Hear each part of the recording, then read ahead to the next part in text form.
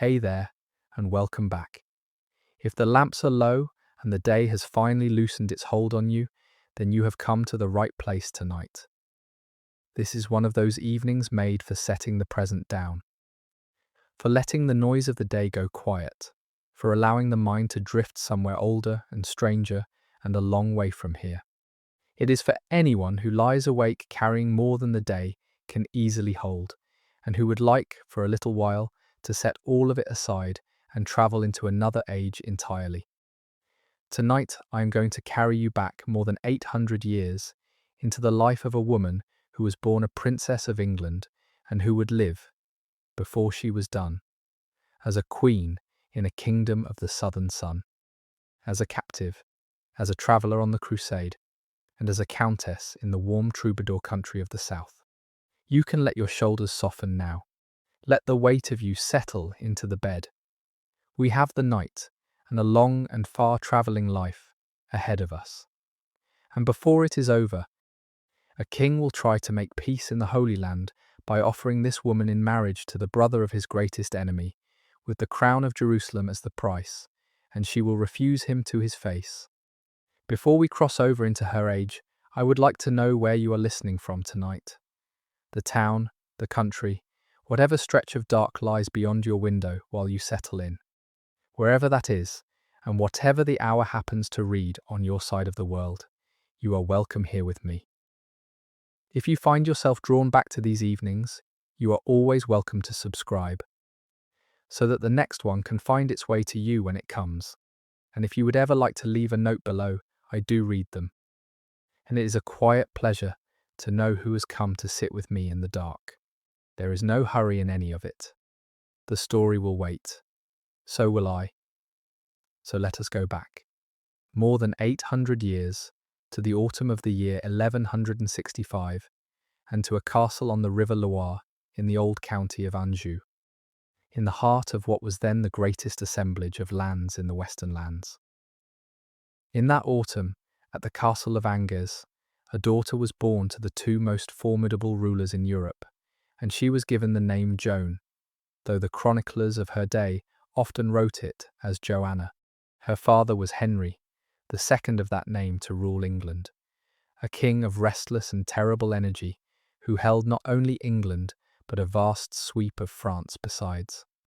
Her mother was Eleanor of Aquitaine, the most famous woman of the age, heiress of the rich duchy of the south, once Queen of France and now Queen of England, a woman whose life was already a legend before this last daughter was born.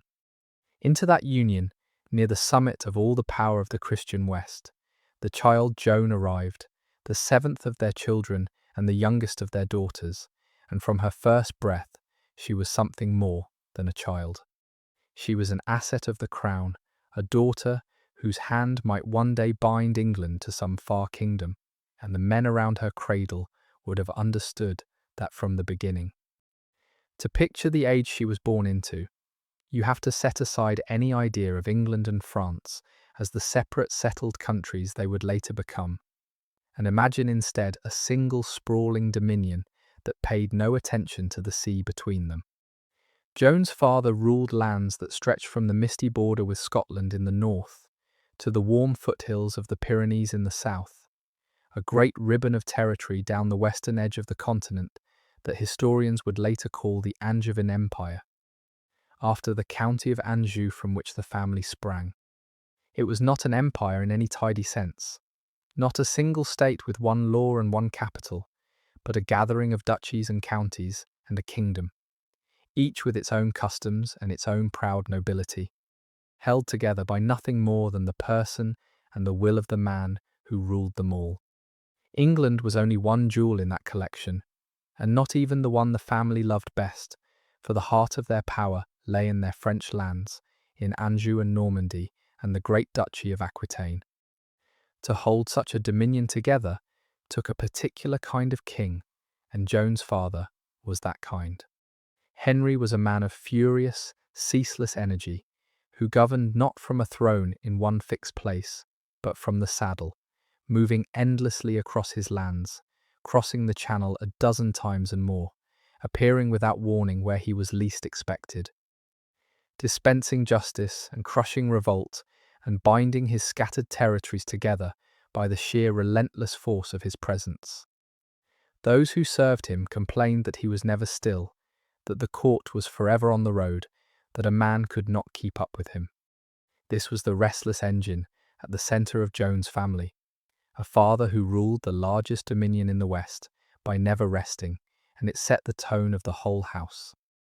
The children of such a man were born into motion and ambition, and the constant business of holding a great and unwieldy power together, and they would carry its restlessness in their blood. To be born to Henry and Eleanor was to be born into a family that ruled an empire and could barely hold itself together. The lands that Joan's father governed were not a single kingdom, but a great patchwork, stretching from the border of Scotland to the foothills of the Pyrenees, England and Normandy and Anjou and Maine and Touraine, and through her mother, the vast Duchy of Aquitaine besides, so that the writ of this one family ran across the better part of 2 countries. No ruler in the West held more, and yet, for all its greatness, this was a house at war with itself, for Henry and Eleanor, who had once been the most dazzling couple in Christendom, had turned against one another, and their sons had been drawn into the quarrel, so that the Angevin Empire was riven by the feuds of the family that ruled it. Joan was born into wealth and power beyond almost any other child in Europe, and into a family whose love had curdled into one of the most bitter and consequential quarrels of the age. Both of these would shape her, the grandeur and the strife alike, for she would carry the one across the courts of 3 nations and never quite escape the shadow of the other. And her mother was a figure to set beside her father, which was no small thing, for Eleanor of Aquitaine was perhaps the most remarkable woman of the entire medieval age. She had been born the heiress of Aquitaine, the richest and largest duchy in France, a domain greater than the lands of the French king himself. And she had carried that inheritance first into a marriage with the King of France, and then, when that union was dissolved, into a second marriage with the man who would become King of England. She had thus been queen of 2 kingdoms in a single lifetime, a distinction almost without precedent. She had gone on crusade in her youth, had borne 10 children across her 2 marriages, had ruled and schemed and patronized the arts, and had at last raised her own sons in rebellion against her husband, for which he had imprisoned her. By the time Joan was old enough to understand anything of her mother, Eleanor was already a legend, a woman whose name was known across Europe, admired and feared and gossiped about in equal measure. It is worth following Eleanor a little further, for the mother outlived the daughter, and her endurance frames Joan's entire story. By the time of Joan's death, Eleanor was an old woman of around 75, an age almost unheard of in that era, and she had buried her husband and all but 2 of her many children, had been a prisoner and a crusader and a queen twice over, and had governed kingdoms in her widowhood with an authority few men of the age could match. After Richard's death, she laboured still, in her great age, to hold together the inheritance for her youngest son, crossing her lands, securing alliances, even arranging the marriages of her grandchildren, indomitable to the last. She was one of the most extraordinary survivors in all of medieval history, a woman who outlasted nearly everyone she had loved, and kept her power and her wits to the end. For Joan, this mother was the one constant across a life of upheaval, the figure who reappears at the great hinges of her story, delivering Berengaria to the Crusade in Sicily, and present at the very end to hold her dying daughter at Fontevraud. Whatever the distances and the imprisonments that had separated them in Joan's childhood, the bond endured to the last. And there is something fitting in the old queen being there to receive her daughter's final breath. The 2 of them together at the close, as they had not often been able to be in life. Eleanor would live a few more years yet, and would be laid at last in the same abbey, beside the daughter she had outlived, her remarkable life ending where so much of her family already lay. Of all the figures who move through Joan's story, it is her mother who endures the longest and looms the largest, the great matriarch at the head of a tragic and brilliant house. To have such a mother was both an inheritance and a burden. From Eleanor, Joan took her descent from the proud line of Aquitaine, her connection to the troubadour culture of the south, and perhaps something of the spirit and the resilience that the daughter would show in her own trials. But Eleanor was also, for much of Joan's childhood, a prisoner, removed from the daily life of her children by the king's command, a presence felt more than seen. The most famous woman of the age was Joan's mother, and yet Joan grew up largely without her, in the households of a father who kept that mother under lock and key. It is one of the strange cruelties of her early life, to be the daughter of so extraordinary a woman, and to know her, for years, only as a captive.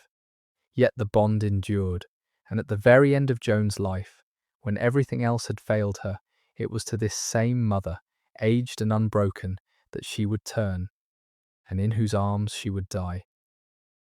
We do not know a good deal about the first years of her life, for the early childhoods of medieval children, even royal ones, were rarely set down in any detail. And a youngest daughter attracted less of the chronicler's attention than the sons who might one day rule. But we know the realm she was raised in, and it was a divided and a travelling one. Her father was a king who never rested, forever crossing the sea and the roads of his lands to put down a revolt here or settle a dispute there, a restless engine of a man who governed by motion. Her mother was a queen of immense ability and ambition, who in these very years would make the gravest gamble of her life. For when Joan was still a small child, her mother Eleanor joined with her own sons in open rebellion against Henry. The great revolt of the year 1173, in which the queen and the young princes rose against the king. The rising failed, and Henry's vengeance upon his wife was long and cold.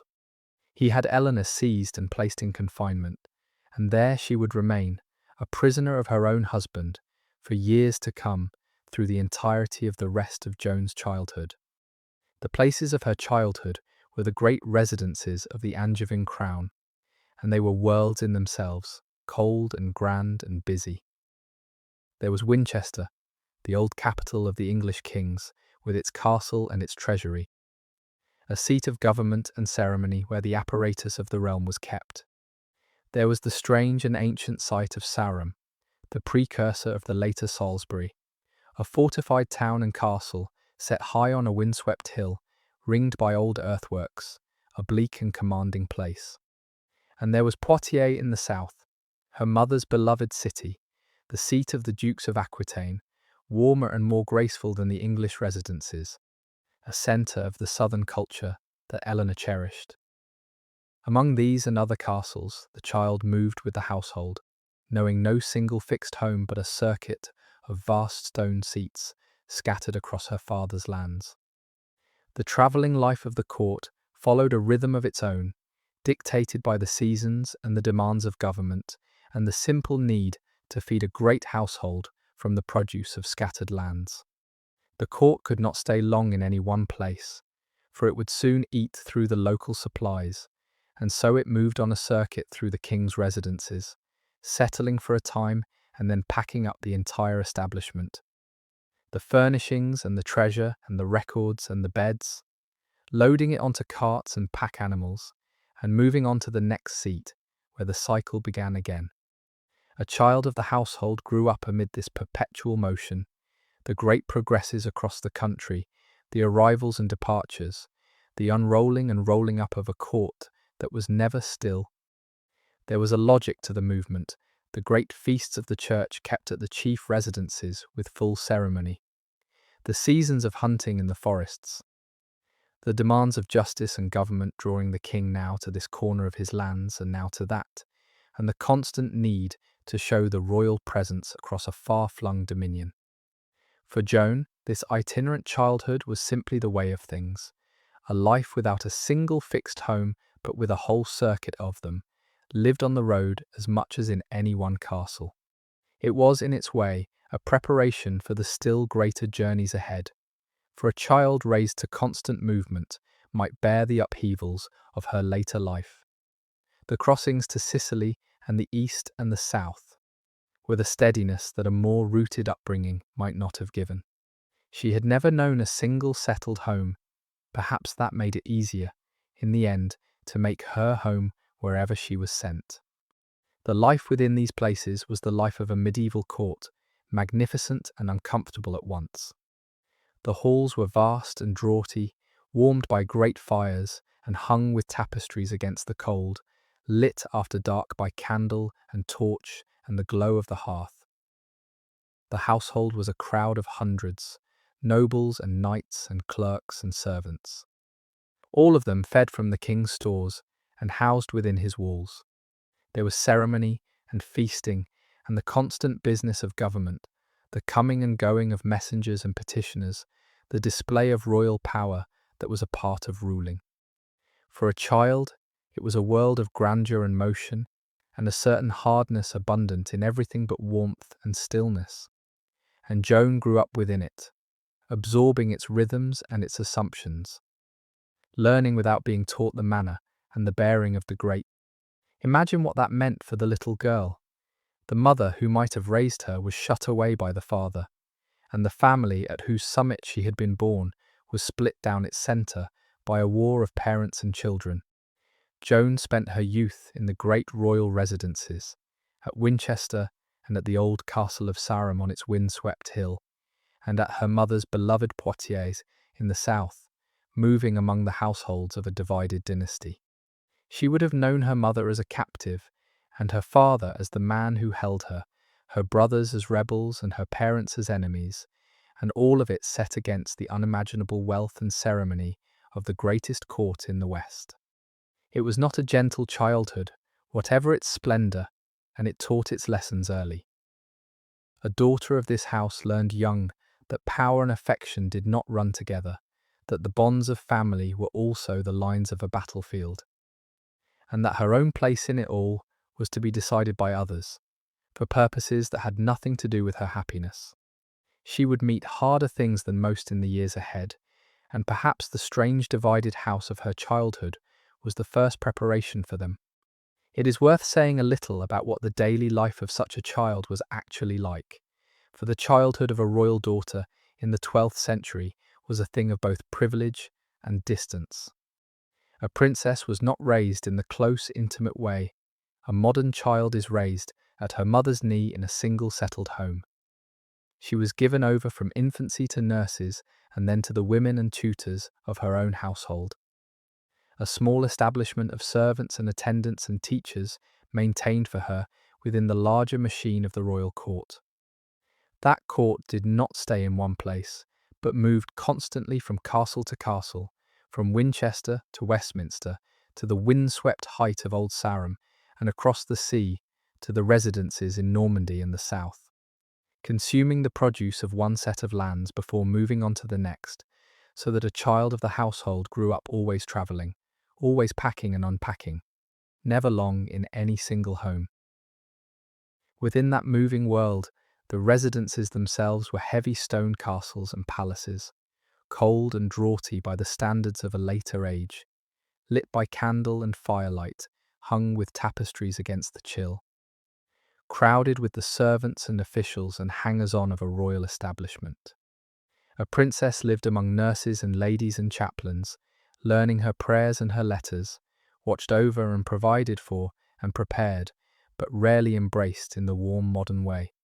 It was a childhood of material abundance and emotional distance, of fine clothes and rich food and constant motion, lived out against the backdrop of her parents' great quarrel. Whatever tenderness Joan knew in those years, she knew from the women of her household more than from the parents whose war divided the family, and the lesson of self-sufficiency that such an upbringing taught would serve her well in the far harder solitudes ahead. And all the while, behind the splendour and the strife, the real work of her childhood was going quietly forward, the work of making her into what she was born to be. For a princess of Joan's rank was not raised simply to be a child. She was raised to be a bride, and a particular kind of bride. One who could be sent to a foreign court to seal an alliance and hold her own among strangers as the wife of a great prince. Everything in her upbringing pointed toward that single destiny.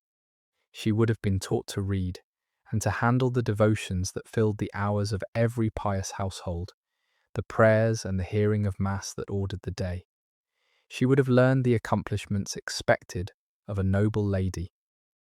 The music and the song, the fine needlework, the riding, the bearing and the manners that would let her take her place at the head of a household and a court. And she would have learned, above all, the languages and the graces that would let her move among the high-born of a continent that shared its Latin and its courtly forms, even as its people spoke 100 tongues.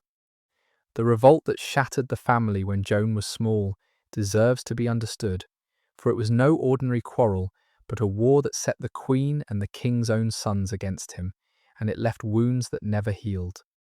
By the early 1170s, Joan's elder brothers, grown to young manhood, had come to resent their father's refusal to grant them any real power. Honoured in name as heirs and counts, but kept on a tight rein and denied the substance of authority. Their resentment boiled over into open rebellion, and most damagingly of all, their mother Eleanor took their side against her husband, lending the rising the weight of her name and her southern lands. For a queen to rebel against her king and husband, and to draw their children into the revolt, was a thing almost without precedent, and it struck at the very heart of the family and the realm.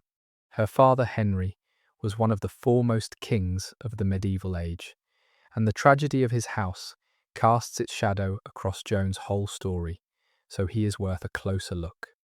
He was a man of immense ability and immense will, who had inherited a claim to a chaos of warring lands and had forged them into the greatest dominion in the West. Governing with a restless energy and a genius for administration that made him feared and respected across Europe.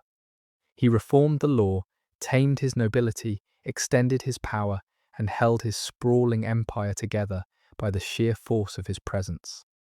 But the very qualities that made him a powerful king made him a hard father, for he could not bear to share or surrender power, and he kept his grown sons in a frustrated dependence that drove them, one after another, into rebellion against him. The result was that Henry's last years were poisoned by the revolts of the sons he would not trust with authority, and he died, in the end, a defeated and embittered man at war with his own children. Betrayed even by the youngest son he had loved best. It was a tragedy of a mighty ruler, undone by the same will that had made him great, unable to let go, and it tore his family apart. This was the father who had sent Joan to Sicily as a child, the restless king at the head of a house at war with itself, and the strife of his household was the background music of her childhood.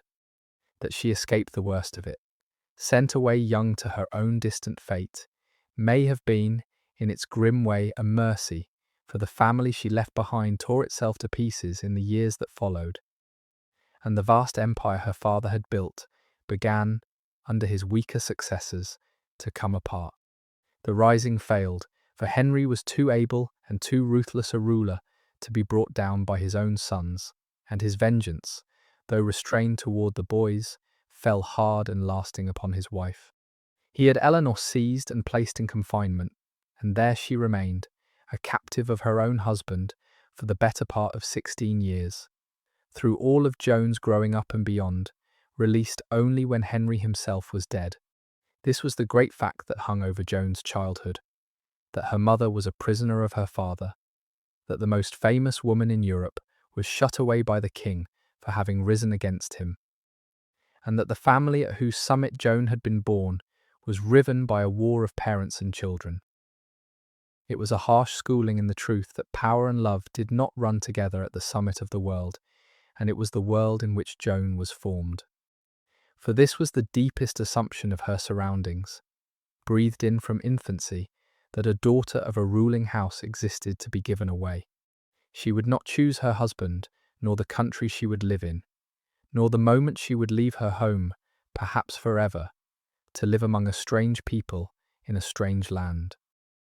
All of that would be decided for her by her father and his counsellors, weighed and negotiated as carefully as any treaty of peace or war, for the marriage of a king's daughter was an instrument of policy before all else. A girl raised in this knowledge grew up understanding that her life was not quite her own, that she was a piece on the great board of European power, valuable precisely because her hand could bind two houses together.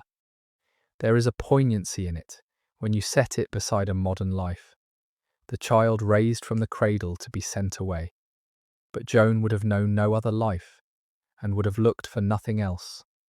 And when the summons came, as it did, while she was still very young, she would have understood it as the role she had been made for.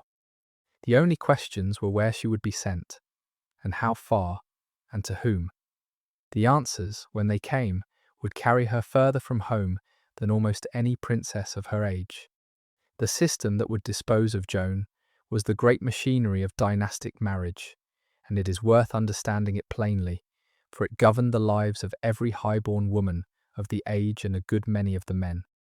Among the ruling houses of Europe, marriage was an instrument of statecraft before it was anything else, a means of binding two families together, of ending wars or preventing them, of acquiring lands or claims or allies. The daughters of a ruling house were the chief currency of this system, for a daughter could be sent to a foreign court to seal an alliance as a son, who would inherit at home. Could not.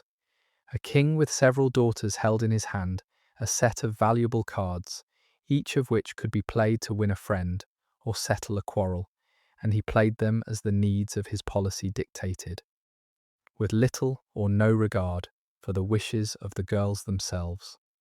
For the daughters, this meant a life whose largest decisions were made for them before they were old enough to understand them. A princess might be betrothed in early childhood, promised to a prince she had never seen, and the betrothal might then be broken and remade as circumstances changed, the girl redirected to a different match, as the diplomatic winds shifted. When the time came, she would be sent away, often very young, to live among a foreign people whose language she did not speak, as the wife of a man chosen for reasons of policy, and she might never see her home or her family again. This was not regarded as cruelty. It was simply the way of the world, the duty and the destiny of a woman of rank, and the girls were raised to accept it as such. Joan accepted it as such, and when her own summons came, to a kingdom further away than most princesses were ever sent, she went, as she had been made to go, the willing instrument of her father's policy. The summons, when it came from the far south of Europe, from a kingdom unlike any other in the Christian world, and it reached England when Joan was about 10 years old. In the year 1176, an embassy arrived at the court of King Henry from William, the second of that name, King of Sicily, asking for the hand of Henry's youngest daughter in marriage. To understand why this offer mattered so much, and why Henry was so eager to accept it, you have to understand what the Kingdom of Sicily then was. It was not the poor and troubled island of later centuries. In the 12th century, the Norman kings of Sicily ruled one of the wealthiest and most sophisticated states in all of Europe. A kingdom that embraced the island of Sicily and the southern half of Italy besides, grown rich on the trade of the whole Mediterranean, its court a marvel of learning and luxury that travellers spoke of with wonder. To marry a daughter into that house was to bind England to one of the great powers of the age, and to do so at the far end of Europe, where such a friend might prove useful in the endless chess game of alliances that the kings of the West were always playing. The kingdom that sought her was itself one of the strangest and most brilliant creations of the age, and its story is worth knowing, for it explains the marvel that awaited Joan in the south. Sicily and the southern half of Italy had been, a century or so before Joan's birth, a patchwork of Greek, Arab, and Lombard lordships. The island of Sicily itself ruled for centuries by Muslim emirs. Into this divided world had come, in the 11th century, bands of adventurers from Normandy, the same restless Norman stock that had conquered England in the very same era, younger sons and landless knights, seeking their fortune in the south. Through a combination of war, cunning, and sheer audacity, these Norman adventurers had carved out lordships for themselves, and one family among them, the House of Hauteville, had risen above the rest to conquer the length of the south and the island of Sicily besides, and at last to forge it all into a single kingdom. The kingdom they made was unlike any other in Christendom, precisely because of what it was made from. The Norman kings ruled over a population of Latin Christians, Greek Christians, Muslims and Jews, and rather than sweep away the cultures they had conquered, they had built their state upon a remarkable fusion of all of them. They took the administrative sophistication of the Arab and Byzantine worlds, the learning of Greek and Arabic scholars, the artistry of craftsmen of every faith, and bound it to their own Norman energy and their Latin Christianity, creating a court and a kingdom of dazzling wealth and cultivation. By the time William II sought Joan's hand, this kingdom was at its height, one of the richest and most refined states in Europe, a place of palaces and learning and Mediterranean trade. To send an English princess to be its queen was to send her to the very summit of the worldly splendour of the age. For Henry, then, the offer was a triumph, a mark of his own standing, that the King of Sicily should seek his daughter, and he accepted it with enthusiasm. The betrothal was agreed, and the king set about the enormous business of sending his daughter south in a manner befitting both his dignity and that of the kingdom that would receive her. This was no small matter, for a royal marriage of this kind required a great dowry and a great display, and the sending of a princess across the length of Europe with a retinue worthy of her rank was a costly undertaking. Henry, who was never shy of pressing his subjects for money, taxed his realm heavily to fund the journey and the wedding, gathering the wealth that would carry his daughter south in proper state. And so, in the late summer of that year, the arrangements were complete, and a girl of about 11 years old prepared to leave her father's lands forever, to travel to a kingdom she had never seen, to marry a man she had never met, and to become a queen. The sending of a princess to a foreign throne was an enormous undertaking, and the dowry and the display that went with it tell us how seriously such a marriage was taken. A bride of Joan's rank did not travel alone or lightly. She went with a vast retinue of nobles and clergy and servants, with horses and baggage and treasure, with all the apparatus of a royal household in transit, a moving court that had to be fed and housed and protected across the whole length of its journey. She carried with her a dowry, the wealth that her family settled upon the marriage, and she was expected to arrive in a state of magnificence befitting the daughter of one great king and the bride of another, for the splendour of her coming reflected upon the honour of both houses. All of this cost a very vast amount of money. Henry met the cost in the way that kings of the age met such costs, by laying the burden upon his subjects. He levied a heavy tax across his lands to fund his daughter's journey and her wedding, wringing from the people of England the wealth that would carry their princess south in proper style. There was nothing unusual in this. The marriages of royal daughters were among the recognised occasions for which a king might tax his realm, and Henry was never reluctant to gather money when he needed it. But it is worth pausing on the scale of the thing, the whole apparatus of a kingdom bent to the task of sending one girl to a distant throne.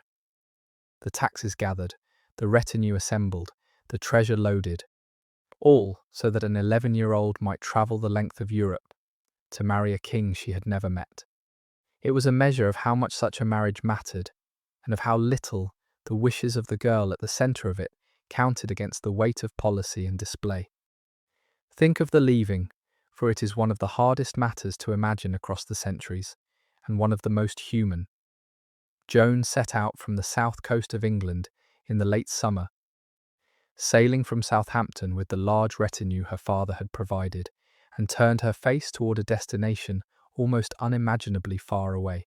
She was a child of perhaps 11, leaving behind everything she had ever known, the cold green country of her birth, the residences of her childhood, the family that, for all its strife, was the only family she had. Ahead of her lay a journey of months, down through the length of France, over the mountains, and across the sea to the southern kingdom, a passage so long and so arduous that it was an expedition in itself. She would travel by ship and by road, escorted and protected and provided for. But she would travel away from all that was familiar and toward a life entirely unknown. And she would do it as a child on the decision of others, with no say in any of it. The journey she faced was an expedition in its own right, the kind of undertaking that we, who can cross a continent in hours, can scarcely imagine. From the south coast of England, the party first had to make the crossing of the sea, itself no small matter in an age of sail and oar, when a contrary wind or a sudden storm could delay a voyage for days or imperil it altogether. Then came the long road south through the length of France, week after week of travel by horse and cart and litter, the whole cumbersome retinue moving at the pace of its slowest members, halting each night at whatever castle or monastery or town could house so great a company, the days measured out in the slow miles of medieval travel. The roads were rough, the rivers had to be forded or ferried, the weather had to be endured, and the sheer logistics of moving and feeding so large a party across such a distance were formidable. Beyond France lay the mountains, the great barrier of the Alps that had to be crossed by its high and difficult passes, a passage that tested even hardened travellers, and that a child must have found a wonder and a trial at once. And beyond the mountains lay the long spine of Italy to be traversed, and then the final sea crossing to the island kingdom itself. The whole journey took many months, a slow and arduous progress across the better part of the known world. And Joan made it as a girl of 11, carried steadily further from everything she had known toward a life she could not picture. Whatever she felt on that long road, the wonder of strange countries and the ache of homesickness, the fear of the unknown and the weariness of endless travel, she carried it as the daughter of Henry and Eleanor was expected to. And she arrived at the far end of it, ready to become a queen. We should not sentimentalize it beyond what the age would have felt, for this was the expected fate of a princess, and Joan would have been raised to meet it. But neither should we pass over the sheer human weight of what was asked of her. A girl of 11 was sent the length of a continent to live among strangers, to learn a new world from the ground up. To be the wife of a king she would meet only at the end of the road. The journey south took many months, the company making its slow way through the lands of France and over the Alpine passes and down the long spine of Italy, until at last, after a passage that had carried her further than most people of her age would travel in a lifetime, she came to the kingdom of Sicily and to the man she was to marry. Whatever fear or wonder or homesickness she carried on that long road, she kept to herself, as princesses were taught to do, and arrived in the south a queen in the making, ready to take up the life that had been chosen for her. Joan was far from alone in this fate, and it helps to set her beside the many other girls of her age and rank who lived the same story. For the child bride sent to a foreign court was one of the most common figures of the medieval ruling class. Across Europe, the daughters of kings and great lords were betrothed young and married young, and sent young to distant lands, to bind alliances their fathers had made, and many of them travelled as far and as strangely as Joan did. It was simply how the noble houses provided for the future and secured their friendships, and the girls who lived it were raised to expect nothing else. To marry at 11 or 12, to a man much older, in a country not one's own, was unremarkable at the summit of that world. And yet the commonness of the custom does not lessen its human weight, and it would be a failure of imagination to let the custom of the age hide the child within it. Behind every dynastic marriage stood a girl who had left her home and her family, who had to make a life among strangers, who had to grow up quickly in a world that gave her no say in her own fate.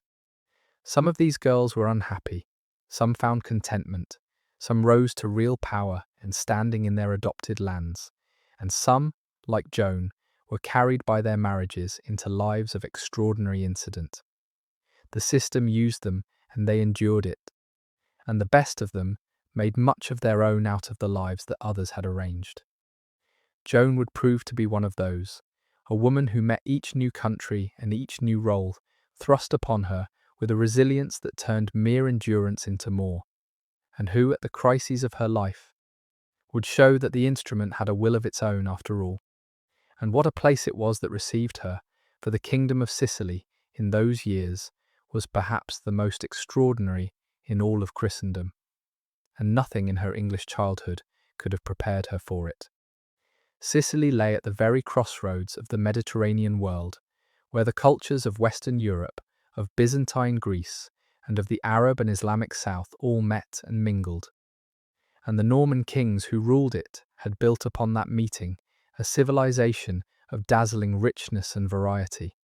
The capital, Palermo, was one of the great cities of the world, a port of many tongues and many faiths, where Latin Christians and Greek Christians and Muslims and Jews lived side by side under the rule of the Norman crown, where the call to prayer might be heard alongside the bells of churches, where the markets overflowed with the goods of 3 continents.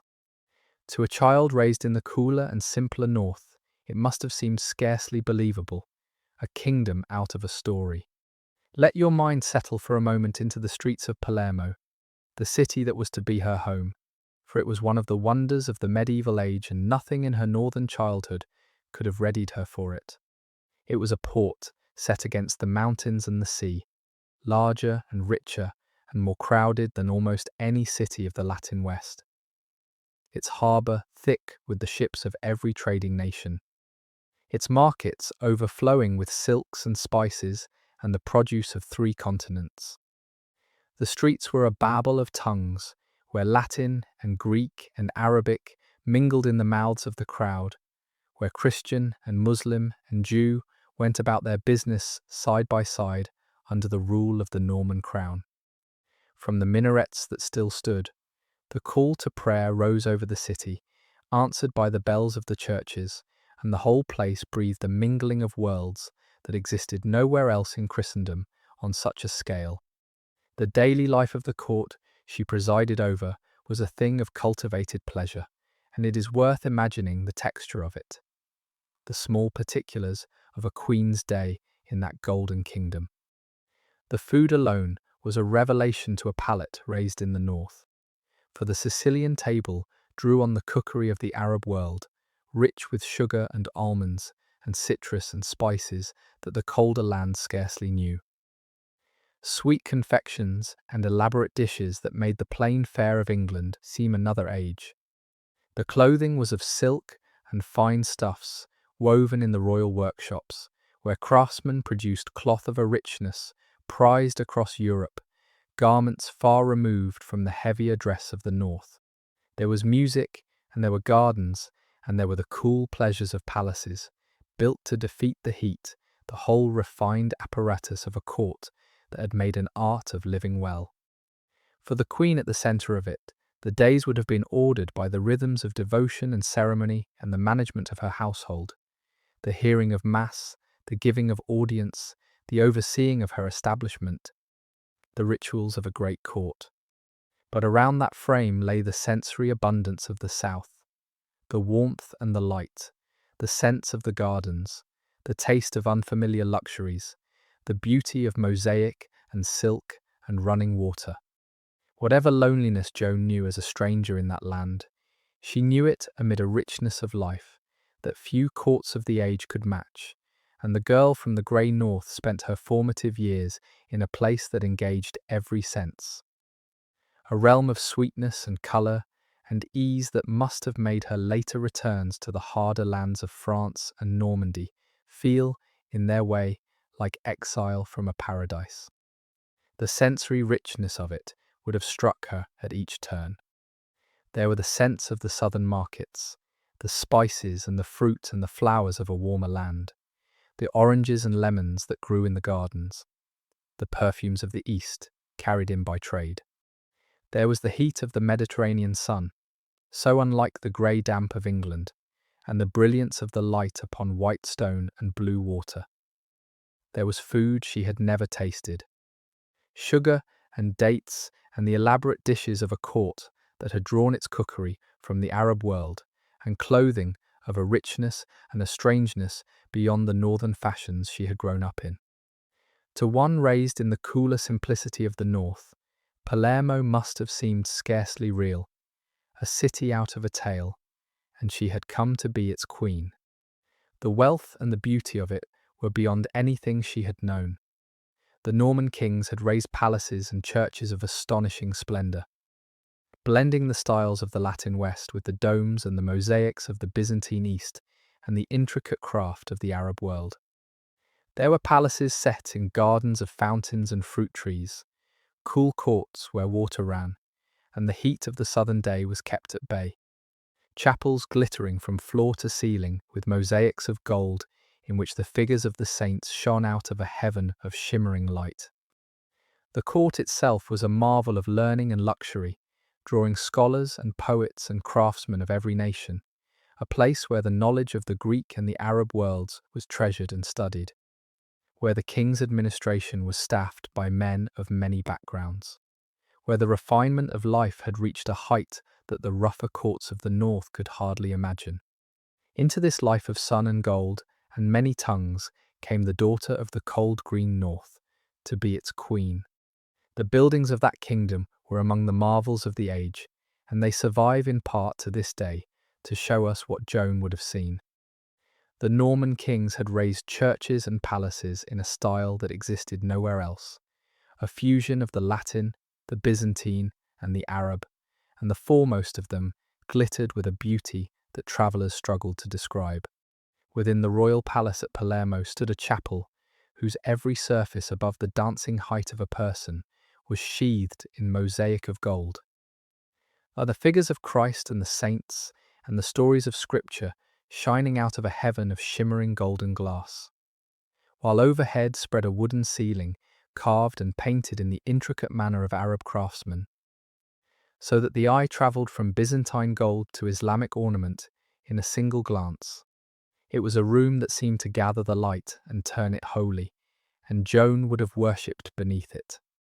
The mightiest of all these monuments was raised by Joan's own husband, and it stands today as perhaps the supreme achievement of the Norman Sicilian art, the church at Monreale, on the hill above Palermo.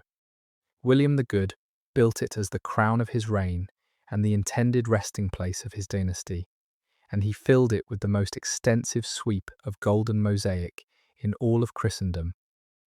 Acres of shimmering glass telling the entire story of the Bible across its walls, from the creation of the world to the life of Christ, the figures glowing out of their golden ground in a vision of overwhelming splendor.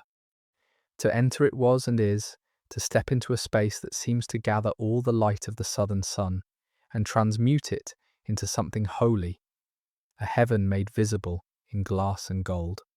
When William came to die, it was to this vast church at Monreale that his body was brought, and Joan, his widow, would have stood among the mourners as the king who had been her husband for a dozen years was laid in the monument he had raised. Whatever the nature of their marriage, whether it held affection or only the courteous partnership of a dynastic union, she had shared his life and his throne since she was a child of 11, and his death ended the only adult world she had known.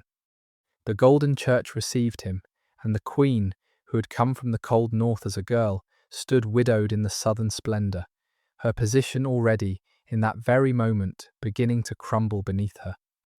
For with the king laid in his tomb, and no child of theirs to take his place, Joan's standing passed away with him, and the splendour of the funeral was the prelude to her fall. She had been the consort of the man whose body lay in that blaze of gold. Now she was a childless widow in a kingdom about to tear itself apart over the succession, and the protection that her husband's life had given her was gone. The mosaics still shone, the church still stood in all its glory, but the order they had been built to crown was passing, and Joan with it. Within a short time she would be a prisoner, her lands seized, her freedom taken, the Queen of the Golden Church reduced to a captive of an usurper.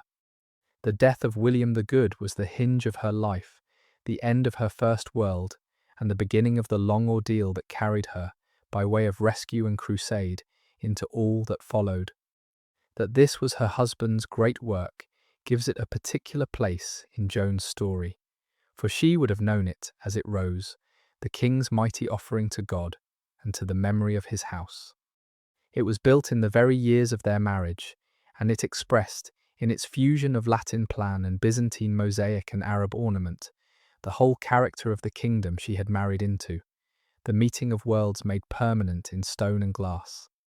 William meant to lie there, and did when his time came, and the church remains his monument and the monument of the strange, brilliant civilization he embodied. For Joan, it must have been among the defining sights of her Sicilian years, the great golden church on the hill, her husband's masterpiece, a thing of beauty so far beyond the churches of her northern childhood that it belonged almost to a different and a more luminous world. Beyond the chapel lay other wonders. There were pleasure palaces set in gardens of running water, cool retreats where fountains played, and channels of water ran through halls open to the breeze, where fruit trees and exotic plants grew in carefully tended grounds, all designed to keep the fierce heat of the southern day at bay in the manner of the Arab palaces of the south. There were the great churches the kings endowed, blazing with mosaic, their walls telling the whole story of salvation in pictures of gold and colour. The wealth that had built all this came from the trade of the Mediterranean and the rich agriculture of the island, and it was lavished upon an art and an architecture of astonishing splendour. This was the setting of Joan's queenship, a world of gold and water and light, and whatever else her Sicilian years held, she lived them amid a beauty that few people of any age have known.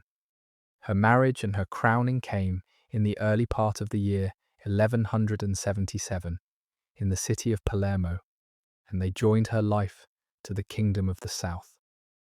She was married to William, the King of Sicily, in a ceremony of the magnificence that two ruling houses could command, and on the same occasion she was crowned and consecrated Queen of Sicily, anointed and set upon the throne of the southern kingdom, while still a child of about 11 or 12. It was an extraordinary elevation.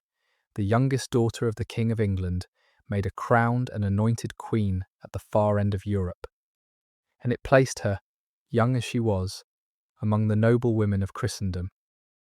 She was now Queen Joan of Sicily, mistress of palaces of gold and gardens of fountains, wedded to one of the wealthiest kings of the age, set at the head of a court of marvels in a kingdom of the sun.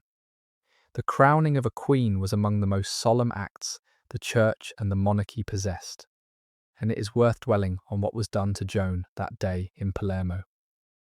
Child though she was, a coronation was not merely the placing of a crown upon a head.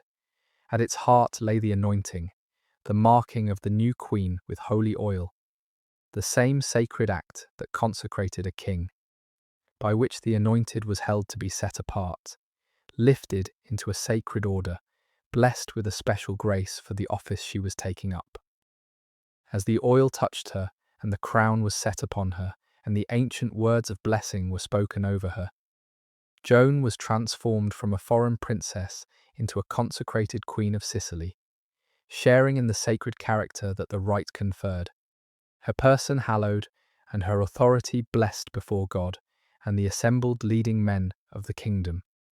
That so weighty a dignity should be laid upon a girl of 11 or 12 tells us much about the nature of medieval queenship, which was an office and a sacred station as much as it was a personal achievement. Joan did not earn her crown. She received it as the bride of the king, and with it she received a place near the summit of the kingdom, a dignity that would attend her for the rest of her life and that no later misfortune could quite take away.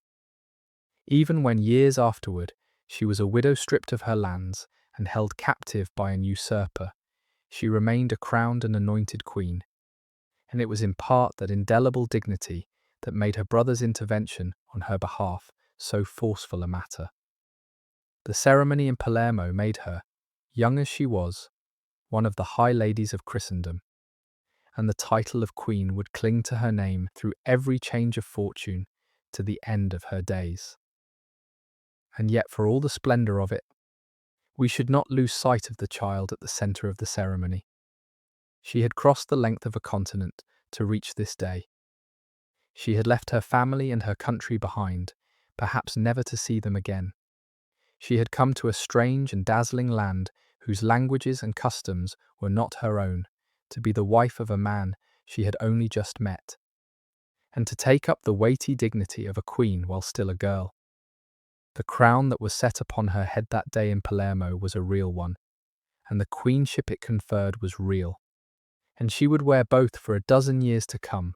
But behind the gold and the ceremony stood an 11-year-old girl, very far from home, beginning the long work of making a life in a world that was not the one she had been born to.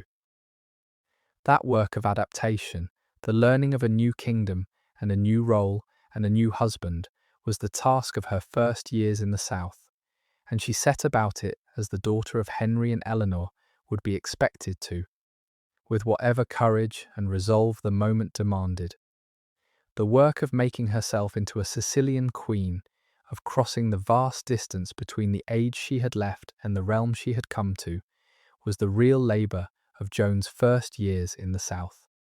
And it was a labour accomplished largely in silence and alone.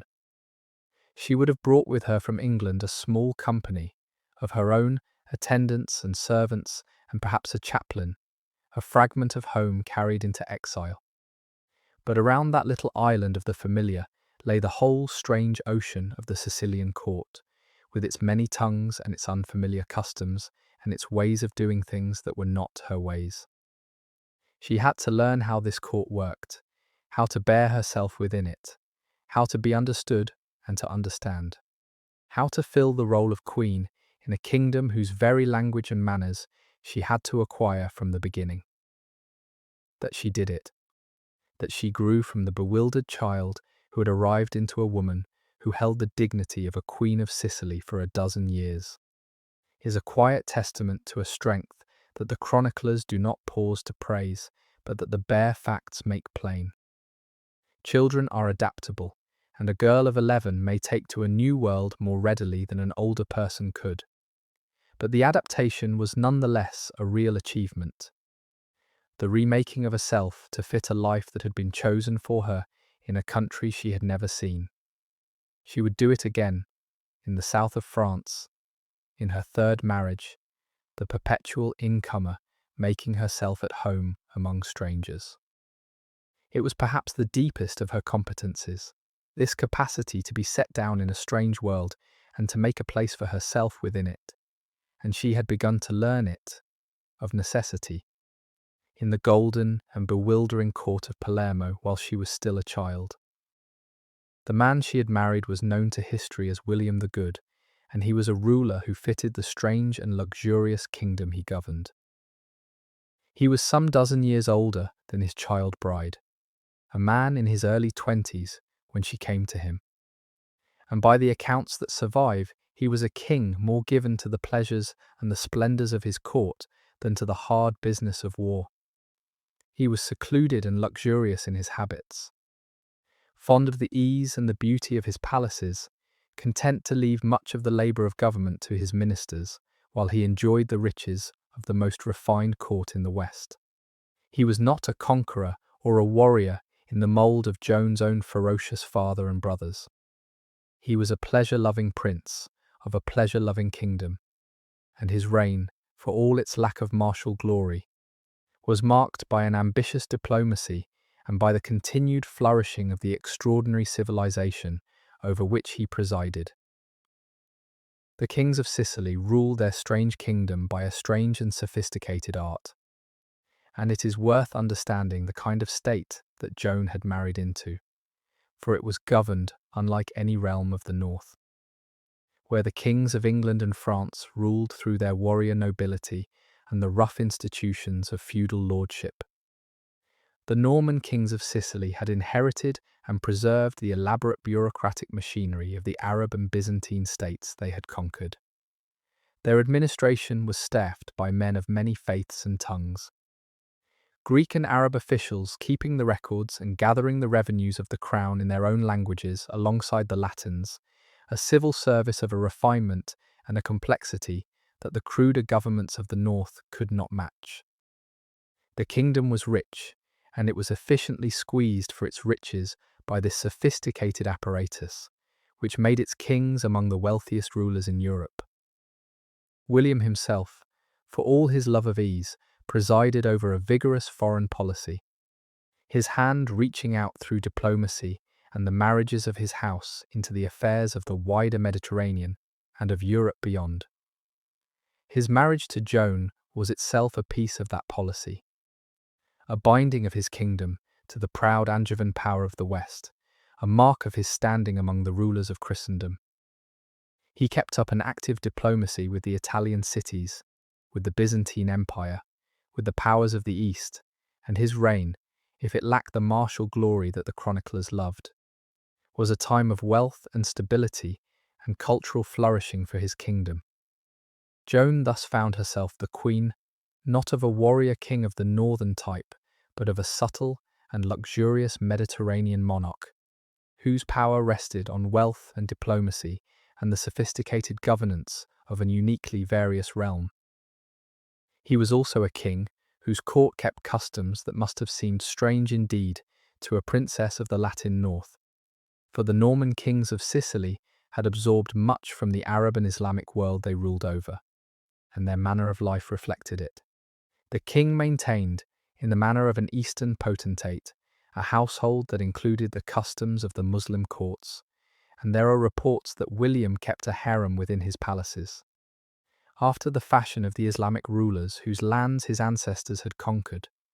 To a girl raised in the Christian courts of England and France, the ways of the Sicilian court, its blending of Latin and Greek and Arab custom, its luxury and its strangeness, would have been a realm to be learned from the beginning. She had to adapt to all of it, the language and the manners and the customs of a kingdom that stood at the meeting place of three civilizations, and she had to do it young and alone.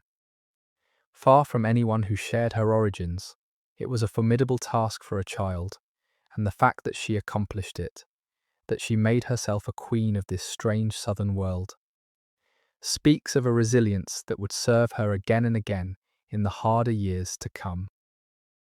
The thing that would have struck Joan most strangely about her new kingdom, and that strikes us still, was the way its different faiths lived side by side. For Sicily under the Norman kings was a rare experiment in the coexistence of religions that elsewhere were at war.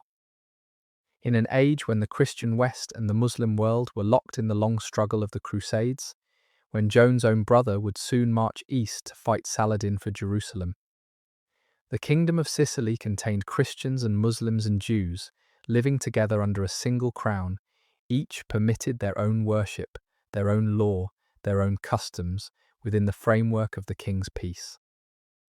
The royal administration employed Muslims and Greeks alongside Latins.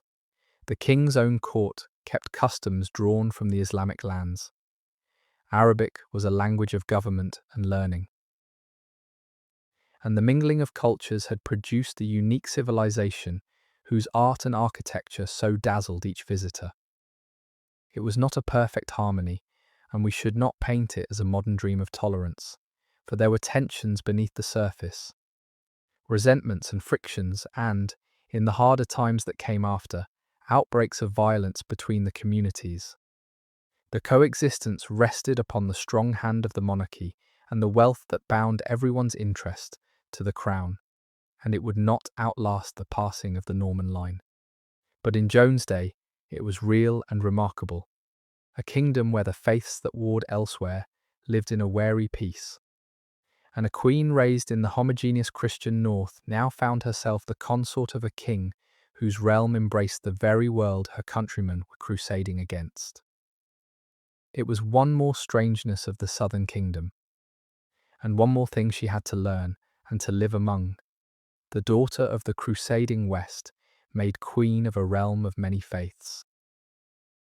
What her queenship actually consisted of, in those Sicilian years, is something the records show us only in glimpses.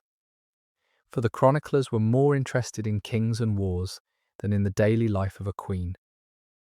But we can say that she held the dignity and the position of a crowned queen of a kingdom, with her own household and her own estate, her own lands granted to support her, and a place at the head of the court beside her husband.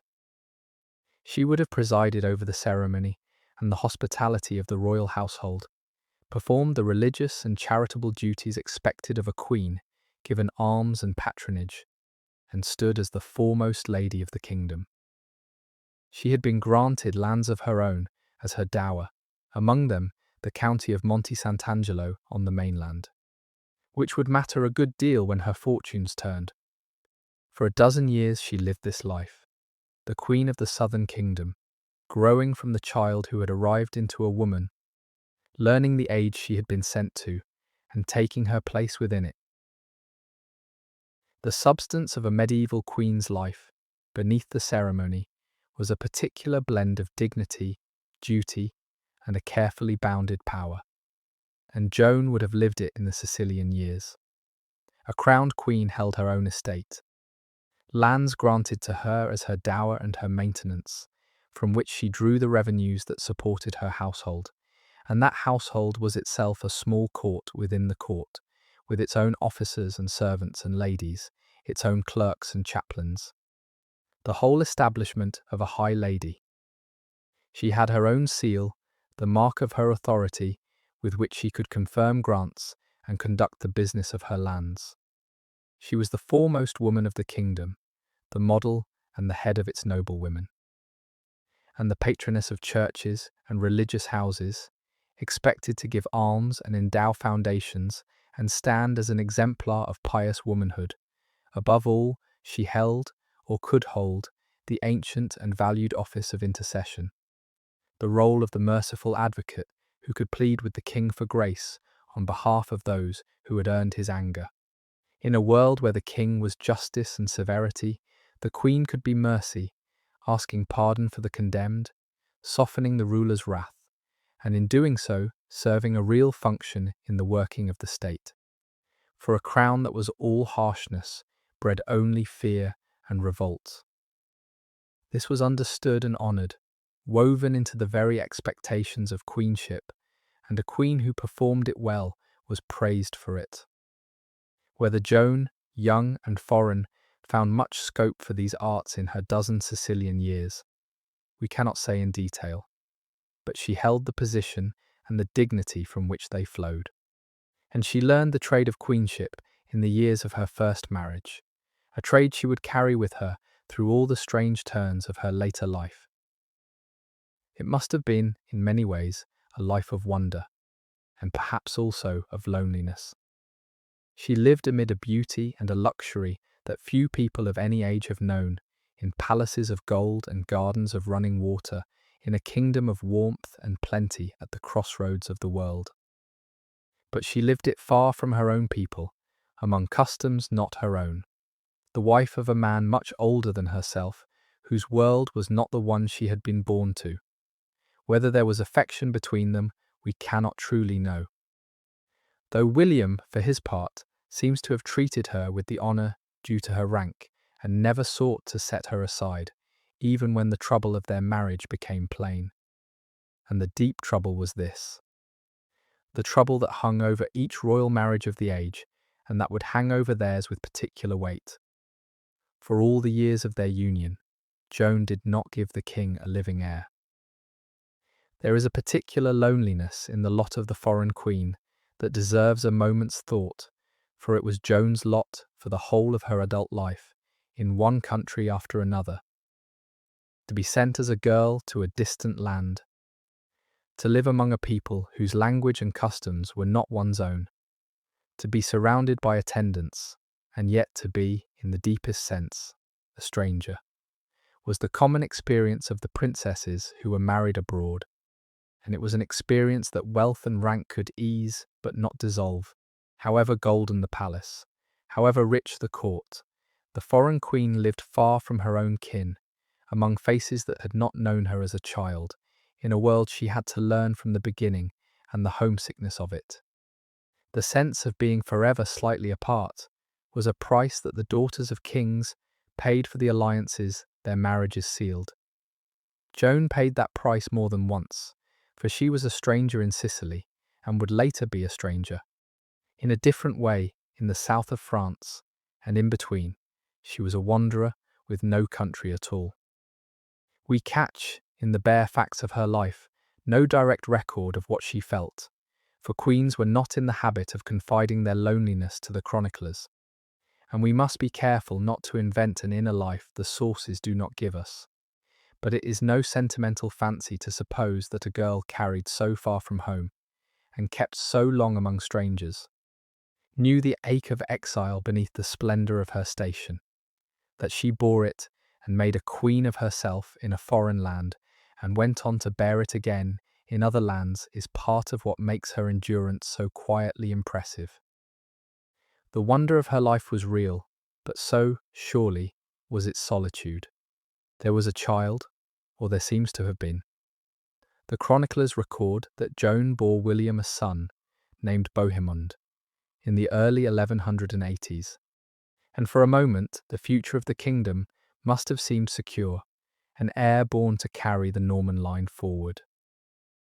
But the child died in infancy, as so many children of that age did, royal and common alike, and with him died the hope he had embodied.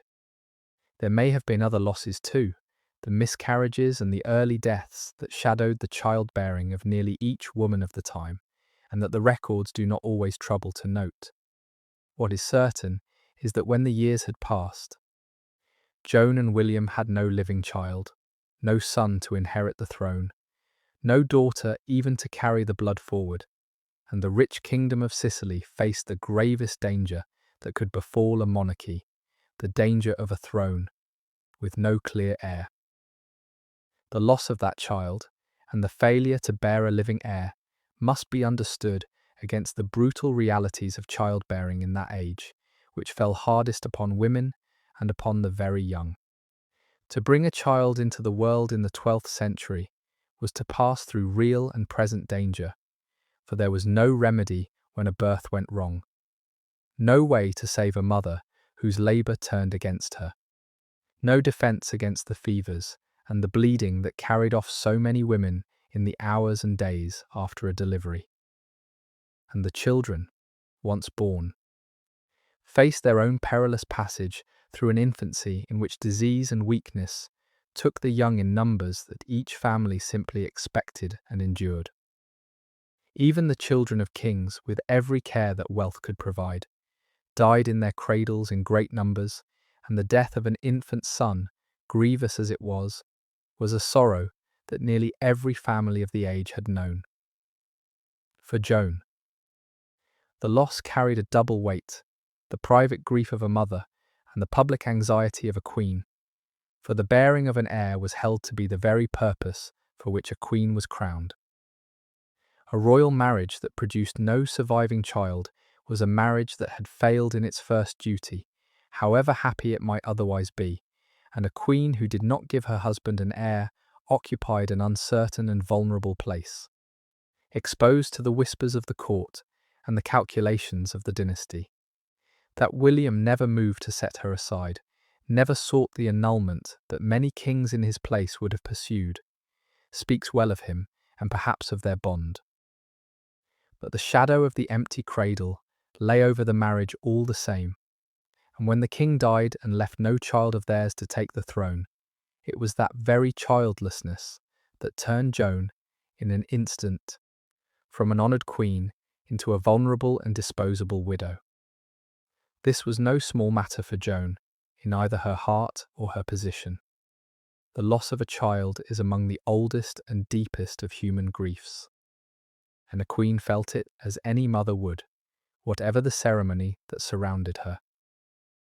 But for a queen, there was a further weight upon the private sorrow, for the bearing of an heir was held to be the very purpose of a royal marriage.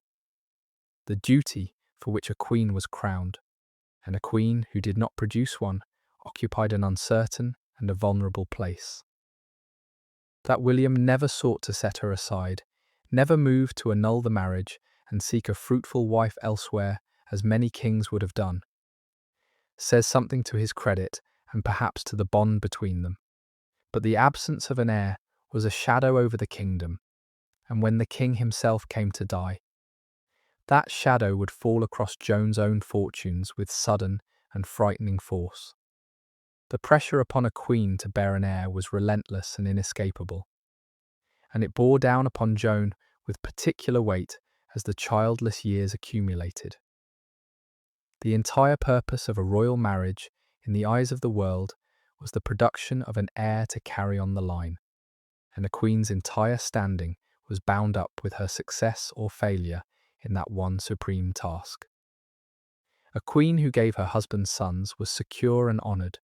A queen who did not was an object of anxiety and whispered doubt, her place uncertain, her future clouded, however blameless she might be. For the failure to conceive or to carry a living child was laid, in that age, at the woman's door. The barren queen, as the cruel phrase of the time would have it, lived under a shadow that no other virtue could quite dispel. For Joan, the loss of the infant Bohemond and the failure of any other child to live must have carried this public dread alongside the private grief. The knowledge that her position and even her safety might depend upon a thing she could not command. That her husband did not turn against her for it, did not seek to set her aside and find a fruitful wife, was a mercy not every queen in her position received, for kings had cast off barren wives before and would do so again. But the anxiety must have been her constant companion through the later Sicilian years, the watching and the hoping and the disappointment, the awareness that she was failing through no fault of her own, in the one duty the world held to be hers above all others. And when the king died at last with no heir of their bodies, it was precisely this childlessness that left her so terribly exposed. A widow with no son to anchor her place in the kingdom she had served. For William the Good did not live to be old. In the closing months of the year 1189, while still only in his middle 30s, the king fell ill and died. And the kingdom of the southern sun was left without its ruler and without an heir of his body to follow him. For Joan it was a double blow: the loss of the husband she had lived beside for a dozen years, and the collapse of the breadth of Christendom that her queenship had rested upon. A queen consort's position depended upon her husband the king, and when he was gone, especially when he left no child of theirs to take the throne, her place became at once uncertain. She was a widow of about 24, still young, a stranger in the land by birth, though its queen by marriage. And the kingdom around her was about to be torn apart by the question that William's death had thrown open, the question of who would now rule Sicily. In the struggle that followed, Joan would find that the splendour of her years as queen counted for very little, and that a widowed queen without a protector could be cast down as quickly as she had been raised up. The death of a king was always a dangerous moment for the woman who had been his queen, and Joan's sudden fall from the height of her station shows just how dangerous. A queen consort's power and security flowed entirely from her husband. She had no throne of her own, no independent authority, only the position and the dower that her marriage had granted her. While the king lived, she stood near the summit of the realm. When he died, especially if he left no child of hers to inherit, she became at once a figure of uncertain standing, her future dependent on the goodwill of whoever next held power, and that goodwill could not be relied upon. A widowed queen with rich dower lands and valuable connections was a piece that the new powers of the kingdom would want to control, and a widowed queen who had backed the losing side in a succession dispute was a piece they might want simply to remove. Joan's dower, the lands and revenues settled upon her at her marriage was both her security and her peril. It made her wealthy and worth courting, but it also made her worth despoiling, for whoever could seize her lands gained by it, and a defenceless widow was an easy target. This was the precariousness that descended upon her the moment William died. The sudden exposure of a woman whose whole protection had been a husband who was now gone. She was young, she was foreign, she was childless, and she was rich in lands that others wanted, and in the lawless scramble that followed the king's death, she had no strong protector at hand. It was the classic vulnerability of the royal widow, and it would have swallowed many women without trace. That it did not swallow Joan was due less to anything she could do for herself than to the formidable family she had been born into, and to one member of it in particular, who was, just then, marching toward her with an army. The succession was a tangle, and it turned to crisis with frightening speed. William had named as his heir his Aunt Constance, the last legitimate descendant of the Norman royal line, but Constance was married to a German prince, Henry of the House of Hohenstaufen, the heir to the Holy Roman Empire, and the prospect of the rich southern kingdom passing into German hands was hateful to many of the Sicilian nobility.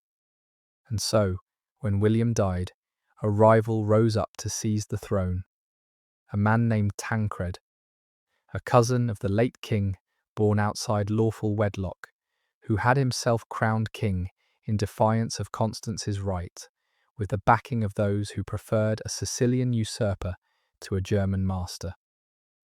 The kingdom split into faction, and the throne was contested by force, and into the midst of this dangerous struggle, the widowed Joan was thrown. No longer the honoured queen of a secure realm, but a vulnerable woman whose position depended on the outcome of a war she could not control. The crisis that broke over Sicily on William's death was a tangle of claims and fears that is worth unravelling, for Joan was caught in its very centre. The late king had no child, and so the crown should have passed to the nearest legitimate heir of the Norman royal line, who was his Aunt Constance, the last child of the great King Roger, who had founded the kingdom. But Constance had been married, some years before, to Henry of Hohenstaufen, the heir to the Holy Roman Empire and the future German emperor, and this was the root of the trouble. To accept Constance as queen was to accept her German husband as the effective master of Sicily, to deliver the rich and independent southern kingdom into the hands of the German Empire, and to many of the Sicilian nobility and people. This was a hateful prospect, a betrayal of the kingdom's independence to a foreign and overbearing power. And so a faction rose to deny Constance her inheritance, and put forward instead a candidate of their own. Tancred, a cousin of the late king, a man of the royal house, but born outside lawful wedlock, who would keep the kingdom Sicilian and out of German hands. Tancred had himself crowned, and the kingdom split into those who supported the rightful but foreign-bound Constance, and those who backed the homegrown but illegitimate usurper. Into this dispute Joan was drawn, for she had favoured the claim of Constance, the legitimate heir, and that allegiance marked her as an enemy in the eyes of Tancred and his party. A widowed queen with the wrong loyalties and the right lands was a natural target, and Tancred moved against her accordingly. The great question of who would rule Sicily thus became, for Joan, a question of her own freedom and safety, and she found herself a prisoner of a war over a throne that was no longer hers. Tancred, having seized the crown, moved against the widowed queen, for she was both a potential rallying point for his enemies and the holder of lands that he wanted. Joan had supported the claim of Constance, the rightful heir, against the usurper, and that alone made her dangerous to him. But there was a colder calculation too.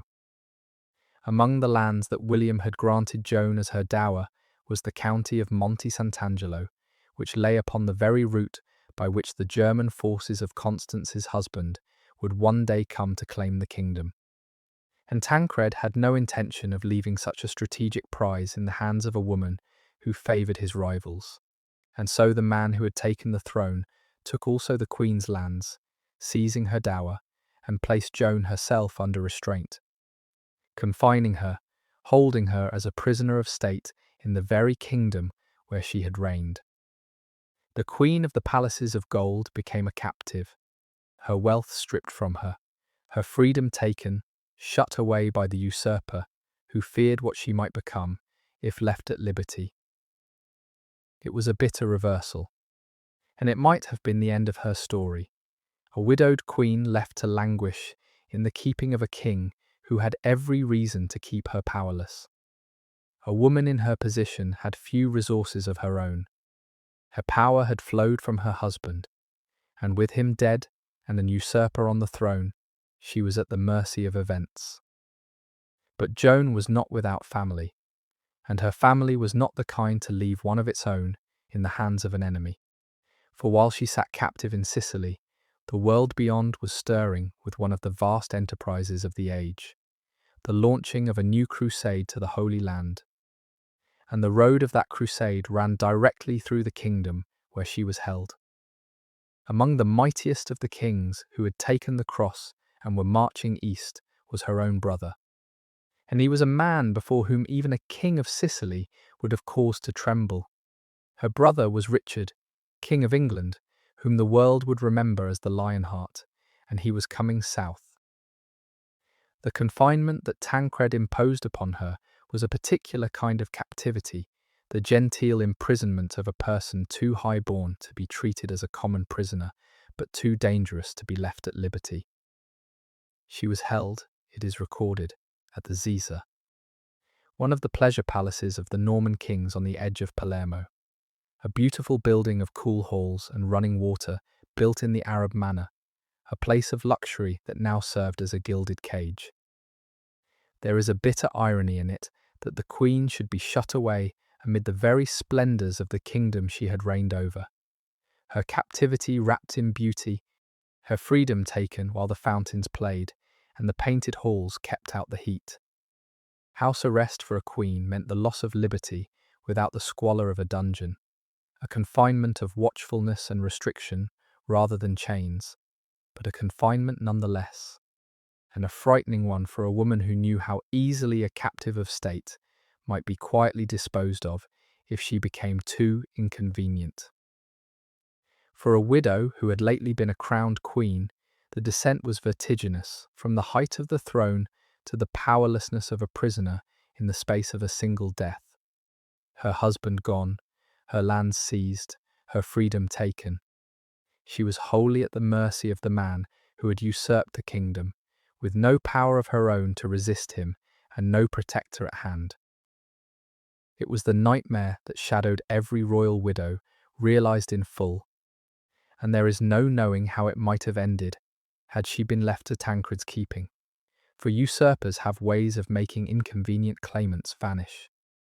What saved her was not anything she could do for herself, shut away as she was, but the approach of a power from beyond the kingdom, the vast crusade rolling south, and at its head, the one man whose demand even an usurper dared not refuse, her brother the Lionheart, drawing nearer with every passing week.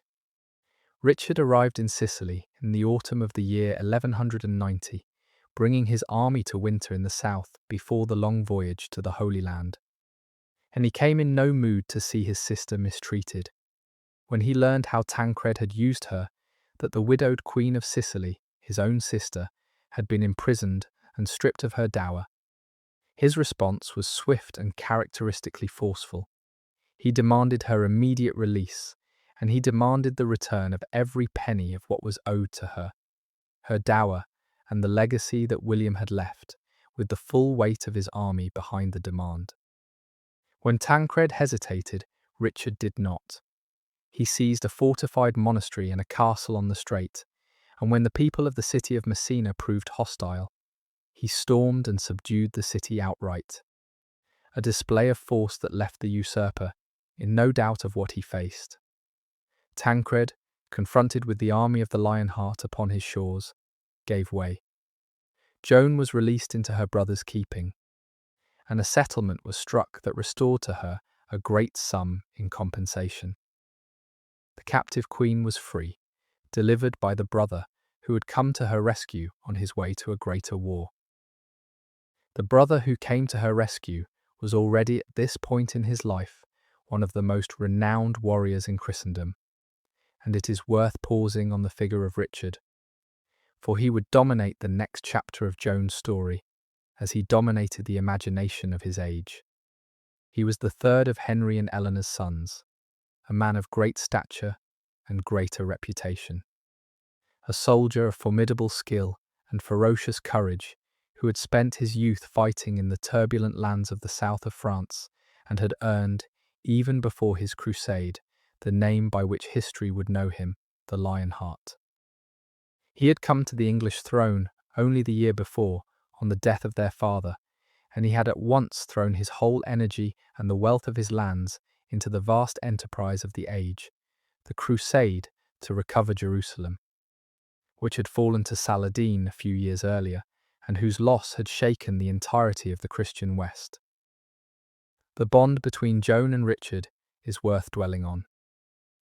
For of all her family, it was this brother who shaped her adult life most directly, and the tie between them seems to have been genuine and strong. They were children of the same remarkable parents, raised in the same divided and travelling household, and though Richard was some years older, and their paths had diverged when Joan was sent to Sicily as a child, the connection held across the distance. When he came south on his crusade and found her wronged, he acted not only as a king defending the honour of his house, but, by every sign, as a brother roused to anger on his sister's behalf. And his vehemence in demanding her release and her dues had something personal in it. He did not simply free her and leave her. He took her up, kept her with him, carried her into the vast adventure of his life, and made her a companion of his crusade. It was, of course, a connection that he also used. For he was a king, and she was a piece in his diplomacy, and he did not scruple to offer her hand in his negotiations with Saladin's brother when it suited his ends. The bond did not prevent him from treating her, when policy required, as the asset that a royal sister was. But within those limits, the affection appears real, and it ran both ways. For it was to Richard that Joan turned in her final extremity, fleeing toward him for help against her rebellious vassals, trusting that the brother who had saved her once would save her again. That he was already dead when she sought him is one of the cruelties of her ending. The brother who had been the great protector of her adult life was gone just when she needed him most, and his death seems to have taken from her the last prop of her resilience. He was not a man much given to the patient business of governing, and he would spend very little of his reign in England, which he valued chiefly as a source of the money his wars required. War was his element, and the crusade was the great stage upon which he meant to win undying fame. When his road to the Holy Land brought him to Sicily, and he found his sister imprisoned and despoiled, his response was that of the warrior he was, swift and forceful and brooking no delay. The same energy that he would soon turn against Saladin, he turned first against the usurper who had wronged his sister, and Tancred, for all that he was a crowned king, had no choice but to yield to the Lionheart's demands. Joan's deliverance was thus a passing episode in the launching of a crusade, but for her it was everything. The arrival of the one force in the world, strong enough to lift her out of the trap that had closed upon her. What was to be done with her now was Richard's to decide, for she was a widow without a country. 7. Her Sicilian queenship ended, and her future uncertain, and her brother resolved to keep her with him. He determined that Joan should join the bold enterprise of the Crusade, travelling with his army toward the Holy Land, and in particular that she should be a companion to another woman who was about to enter the story, the king's own bride. For Richard was to be married, and his betrothed, a princess named Berengaria of Navarre, had been brought south by the tireless hand of the women's own mother, the aged but indomitable Eleanor of Aquitaine, who had crossed the mountains in person to deliver the bride to her son.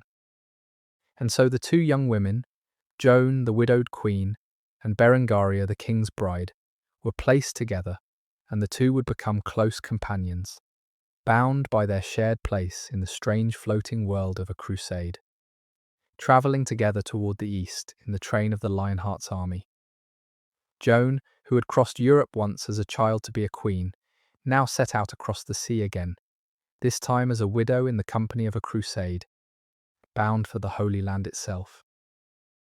The two women now thrown together, Joan and Berengaria, deserve a word, and so does the remarkable old woman who had brought the bride south. For the launching of this crusade was very much a family affair of Joan's house. Berengaria was a princess of the small Pyrenean kingdom of Navarre, chosen by Richard, or perhaps by his mother, as a bride who would secure his southern borders while he was away at the wars. She was, by the accounts that survive, a gentle and devout woman, and she and Joan, close in their situation as the king's bride and the king's sister, became genuine friends, companions in the strange floating world of a crusade, and would remain attached to one another for years to come. Two young women, one a widow and one a bride, were bound together by their shared place at the edge of a great and dangerous enterprise. The friendship between Joan and Berengaria is one of the quiet warmths in a hard story, and it outlasted the crusade that had thrown the two women together. Berengaria's own life was not a fortunate one, for her marriage to Richard was barren and seems to have been distant, and she has the melancholy distinction of being the one Queen of England of her era who, so far as is known, never set foot in England at all, spending her life in the French lands while her warrior husband pursued his wars. After the crusade, the two women, the king's sister and the king's neglected wife, remained attached to one another, companions in the strange position of royal women whose value to the men around them had largely been spent. There is a poignancy in their bond. Two women who had shared the bold adventure of the crusade, the storm and the conquest of Cyprus, and the war in the Holy Land, and who remained friends afterward in the quieter and sadder years, each in her way set aside by the family she had served. Berengaria outlived Joan by many years, living on as a dowager in her French lands, founding an abbey of her own and ending her days in pious retirement. But for the span of the crusade, and for some years after, the friendship of Joan and Berengaria was a real thing, a companionship forged in shared danger and shared experience, and it stands as a reminder that even in lives so thoroughly directed by the policies of men, that the women at the centre of those policies could find, in one another, a genuine human bond that owed nothing to dynasty or alliance. And the woman who had delivered Berengaria into this company was none other than Joan's own mother, the aged Eleanor of Aquitaine, who in her late 60s, an age at which most people of the time were long dead, had crossed the mountains in the depth of winter to fetch the bride and bring her to her son.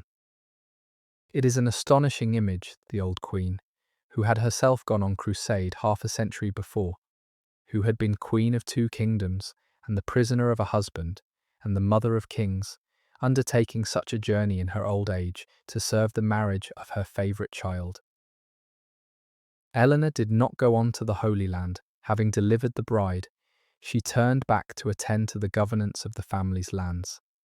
But for a moment, in Sicily, 3 generations of the formidable women of this house were drawn together around the grand adventure, and then Eleanor turned north, and Joan and Berengaria turned east, toward the war.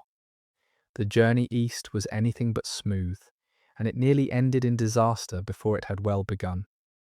The great fleet that carried Richard's host set out across the Mediterranean, but the sea is no respecter of kings, and a violent storm scattered the ships and drove several of them including the vessel carrying Joan and Berengaria toward the island of Cyprus.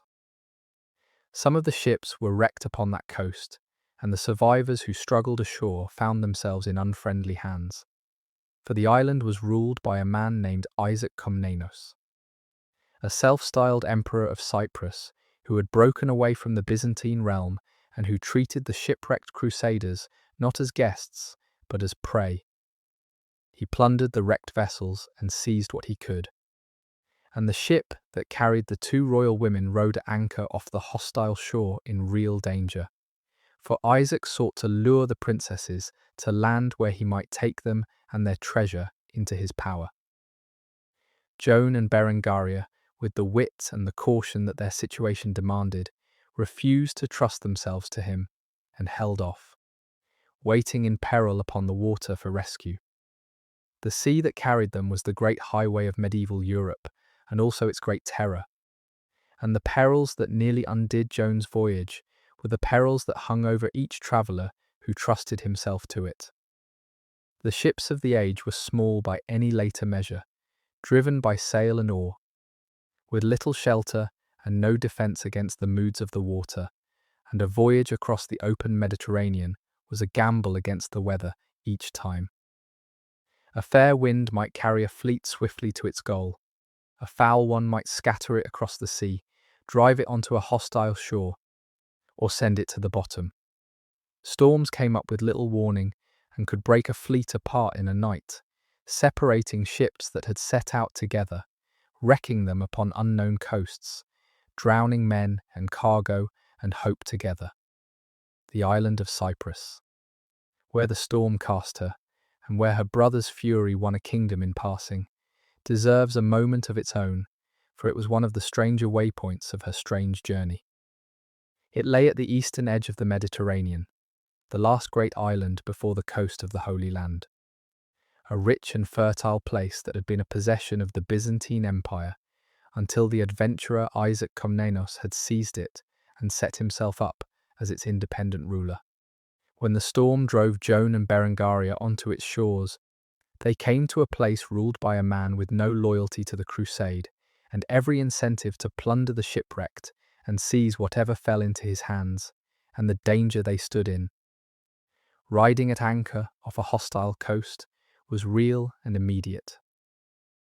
Richard's conquest of the island in a matter of weeks was a remarkable feat, undertaken almost in passing on the road to a greater war, and it had consequences far beyond the rescue of his sister and his bride. Cyprus, once taken, became a Latin possession, a Christian kingdom in the Eastern Sea that would endure for centuries after the Crusader states on the mainland had fallen, a lasting fruit of an episode that had begun with a storm and a threat to two royal women. For Joan, it was the place of her deliverance from one peril and of her brother's wedding, the setting of yet another of the extraordinary scenes her life kept producing, an island kingdom won by the Lionheart's wrath, while his sister and his bride waited in their threatened ship upon the water. From Cyprus the party sailed onto the war, but the island remained, a memory and a monument of the strange voyage that had carried Joan to the edge of the East. For a great crusading fleet, carrying thousands of men and horses and the women and treasure of the king's own household, the sea was a constant hazard, and the scattering of Richard's ships in the storm that drove Joan towards Cyprus was exactly the kind of disaster that each such voyage risked. To be aboard a small ship in a Mediterranean storm, far from land, with no power to do anything but endure and pray, was an ordeal that tested the courage of the boldest, and Joan endured it, as she endured so much, and came through to the dangers that waited on the Cypriot shore. The episode is a reminder of how fragile these bold enterprises were, how the grandest crusade depended in the end on the turning of the wind and the holding together of a few fragile ships upon a treacherous sea, and how close the women of Richard's household came to perishing before they ever reached the Holy Land at all. Rescue came in the person of Richard, who arrived to find his sister and his bride threatened by the ruler of Cyprus, and who answered the threat in the only way he knew. He fell upon the island with the fury that had given him his name, and in the space of only a few weeks he conquered all of Cyprus, defeated and captured Isaac Comnenus, and clapped the would-be emperor in chains in silver fetters. So the story goes, since Isaac had been promised he would not be bound in iron. The island that had threatened the women became, almost overnight, a possession of the Crusade, a base and a prize won in passing on the road to the Holy Land. And there, on the conquered island, in the town of Limassol, Richard at last married his bride, and Berengaria was crowned queen. The wedding and the coronation celebrated with all the splendour that could be mustered in the midst of a campaign. Joan stood witness to it all, the storm and the peril and the conquest and the wedding. The widowed queen now drawn fully into the sweeping adventure of her brother's crusade, and from Cyprus the whole party sailed on at last toward the coast of the Holy Land and the war that waited there. It is worth recalling why all these kings and armies were on the move at all, why Joan found herself swept into a war at the far end of the sea. For the Crusade was the defining enterprise of her age and the background to this whole chapter of her life. A few years before, in the summer of 1187, the Muslim leader Saladin, who had united Egypt and Syria under his rule, had shattered the army of the Latin kingdom of Jerusalem at a battle in the Holy Land, and had gone on to take the Holy City itself, which had been in Christian hands since the First Crusade nearly a century before. The fall of Jerusalem sent a shock of grief and outrage through the length of the Christian West, and the greatest rulers of Europe took the cross, vowing to march east and recover the holy places. This was the third of the great Crusades, and it drew in the kings of England and France and the German emperor, the mightiest powers of the age, all bound for the Holy Land. To take the cross, to vow oneself to a crusade, was among the most serious acts a Christian of that age could perform, and the spiritual weight of it lay over the whole enterprise that swept Joan eastward. A crusader took a solemn vow before God, sewed a cross upon his garment as the sign of it, and bound himself to journey to the Holy Land and fight for the recovery of the holy places, in return for which the Church promised the remission of his sins, a spiritual reward of incalculable value to people who believed with utter seriousness in the fate of the soul.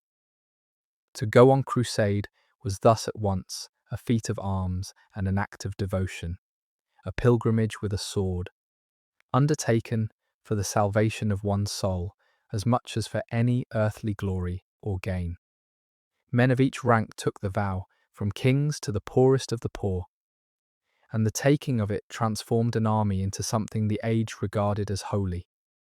The Crusades were not only wars, but channels through which the worlds of West and East flowed into one another, and Joan's passage through the Latin East made her, in a small way, one of the many conduits of that exchange.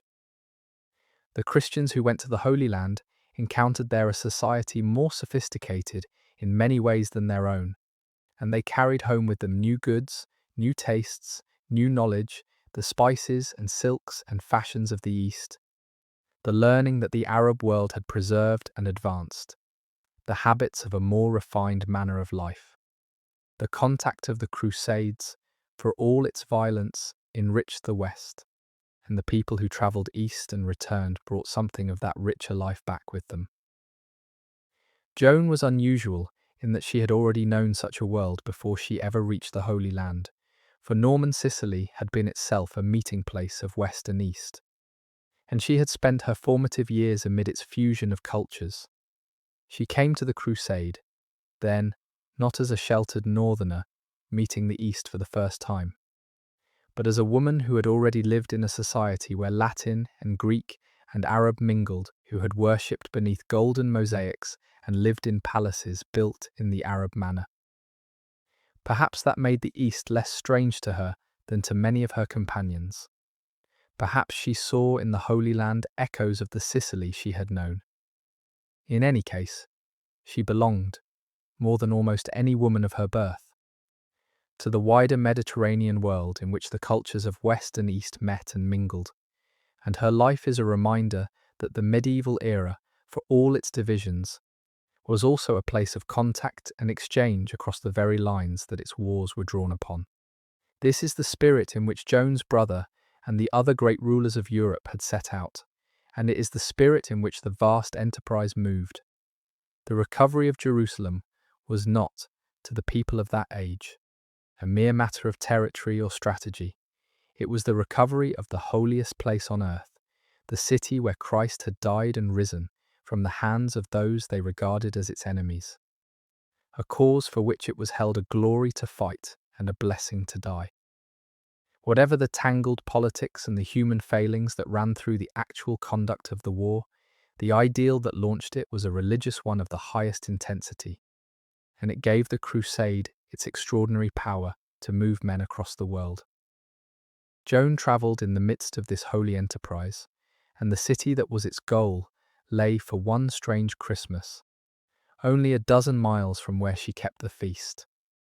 Joan's brother Richard was among the foremost of these crusading kings, and his road east, as we have seen, ran through Sicily and Cyprus, and so swept Joan up into the enterprise. The war she was carried into was thus not some local quarrel, but the central drama of her age, the long struggle between the Christian West and the Muslim world for the holy places. A struggle that had already lasted a century and would last for centuries more. To be drawn into it, to travel with a crusading army, to see the cities of the Holy Land and the face of the war at first hand, was an experience that very few women of any rank ever had, and it set Joan apart, even among the noble ladies of her time. She was not merely a queen and a countess, she was a woman who had seen the crusade with her own eyes, and that is a rare thing to be able to say of anyone. The land they came to was a war zone, and Joan now found herself closer to the great struggle of the age than almost any woman of her birth would ever be. The crusade had come to win back Jerusalem and the holy places from the great Muslim leader Saladin, who had taken the city a few years before, and the fighting centered upon the coast, where the Crusaders were locked in a long and bloody contest for the cities of the shore.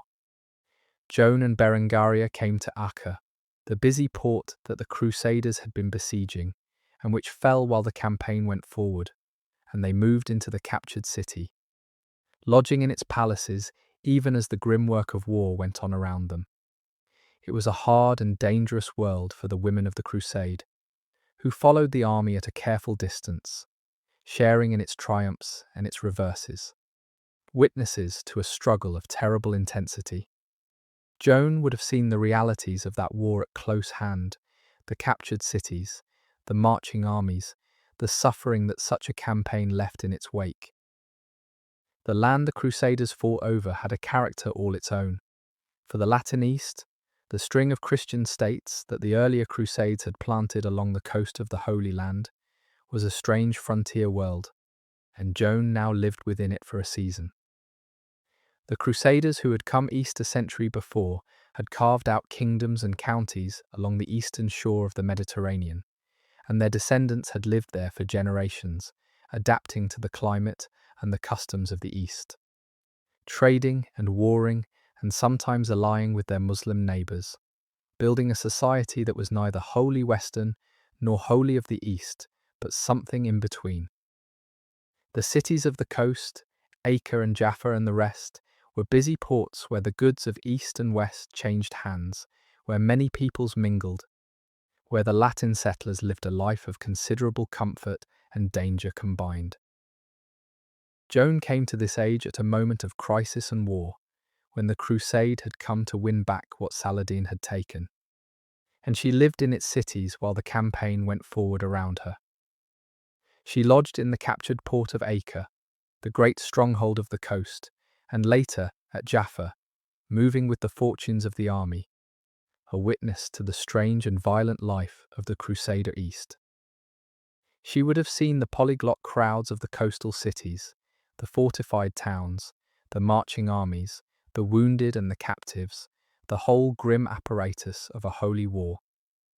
and she kept the feast of Christmas in the depth of the campaign, at a place but a dozen miles from Jerusalem, close enough that the Crusaders could almost imagine themselves within sight of the goal they had crossed the world to reach, though they would never enter it.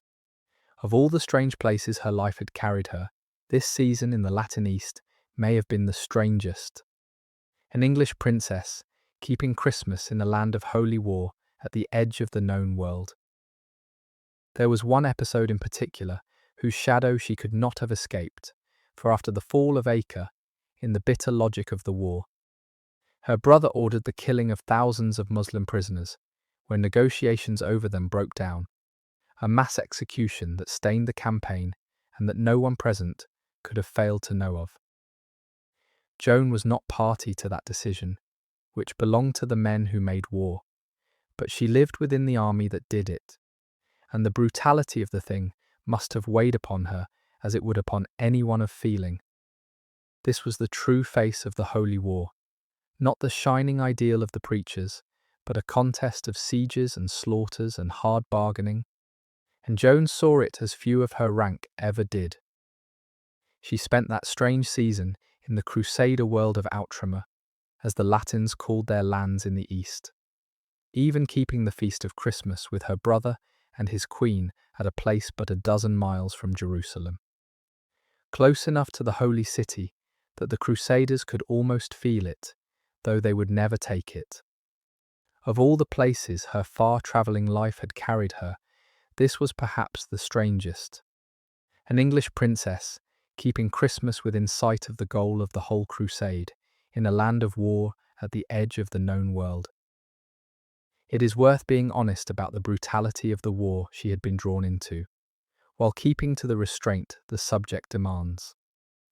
For the crusade was not the shining ideal of legend, but a hard and often pitiless business. The killing of the prisoners after Acre, when the negotiations over their fate broke down, was a grim act of war.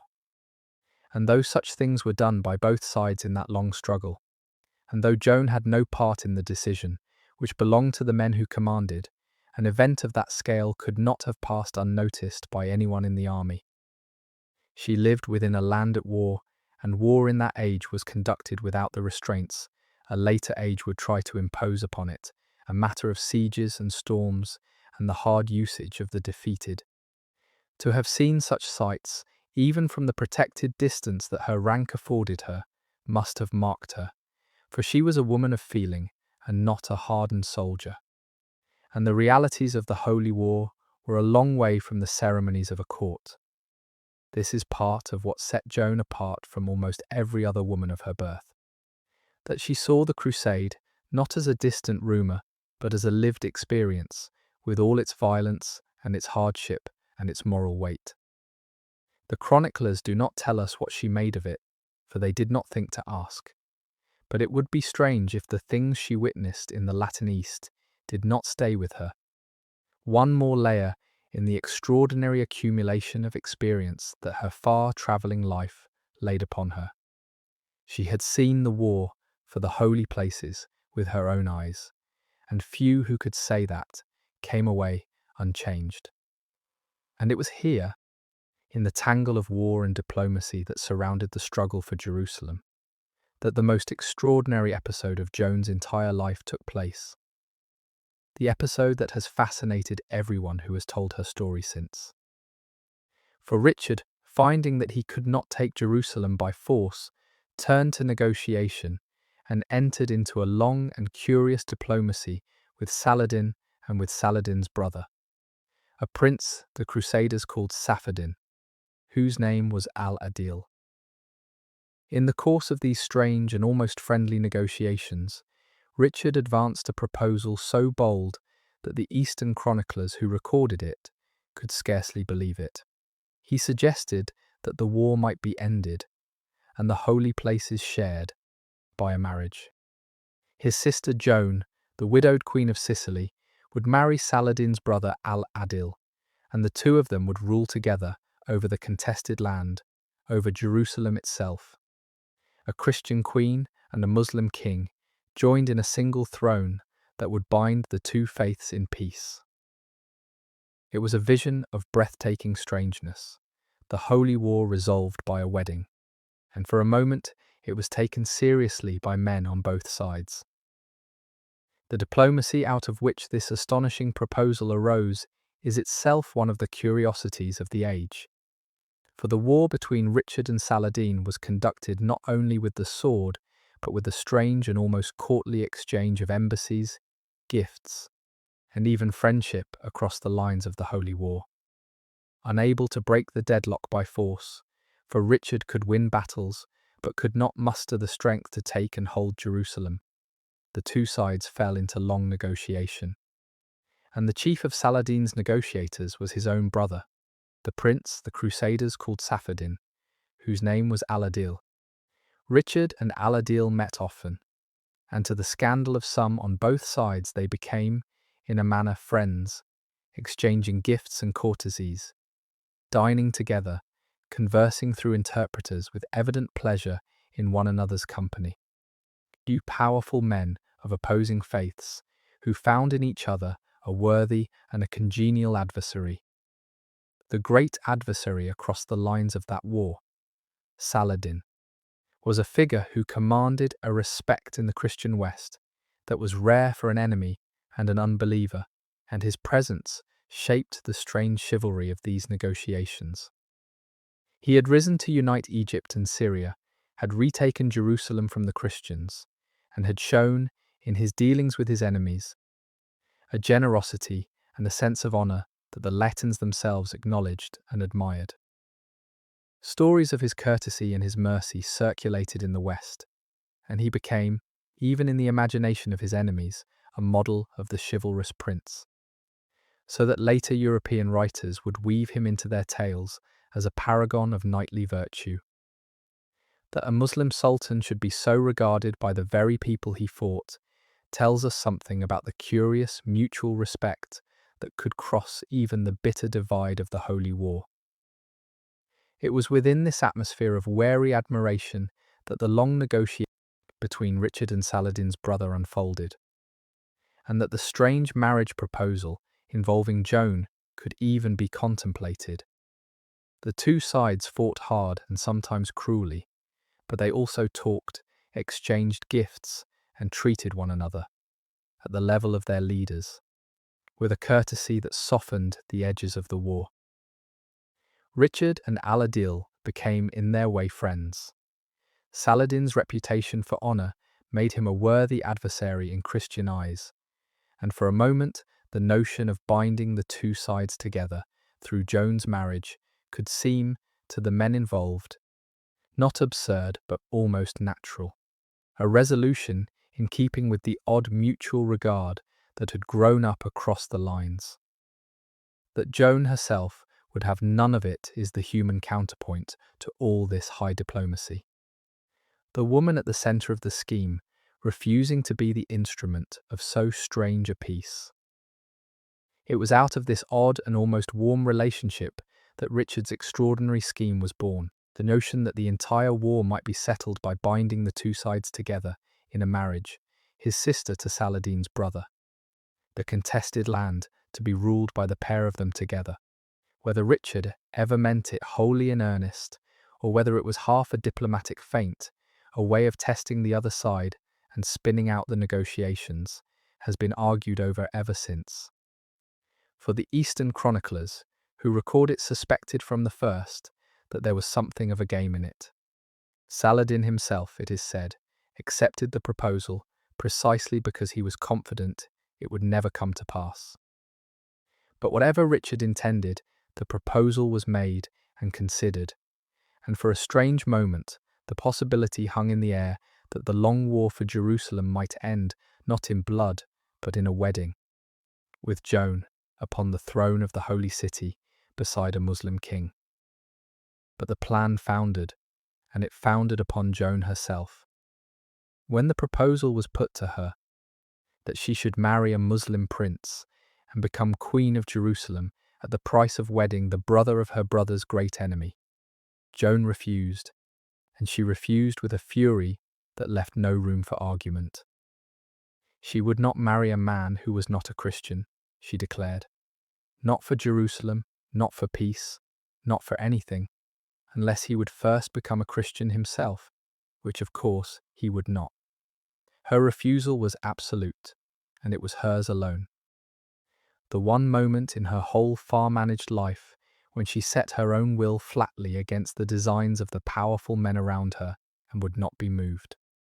Her brother the king, who had used her as a piece in his diplomacy, as her father had used her in his alliances, found that this piece would not be played.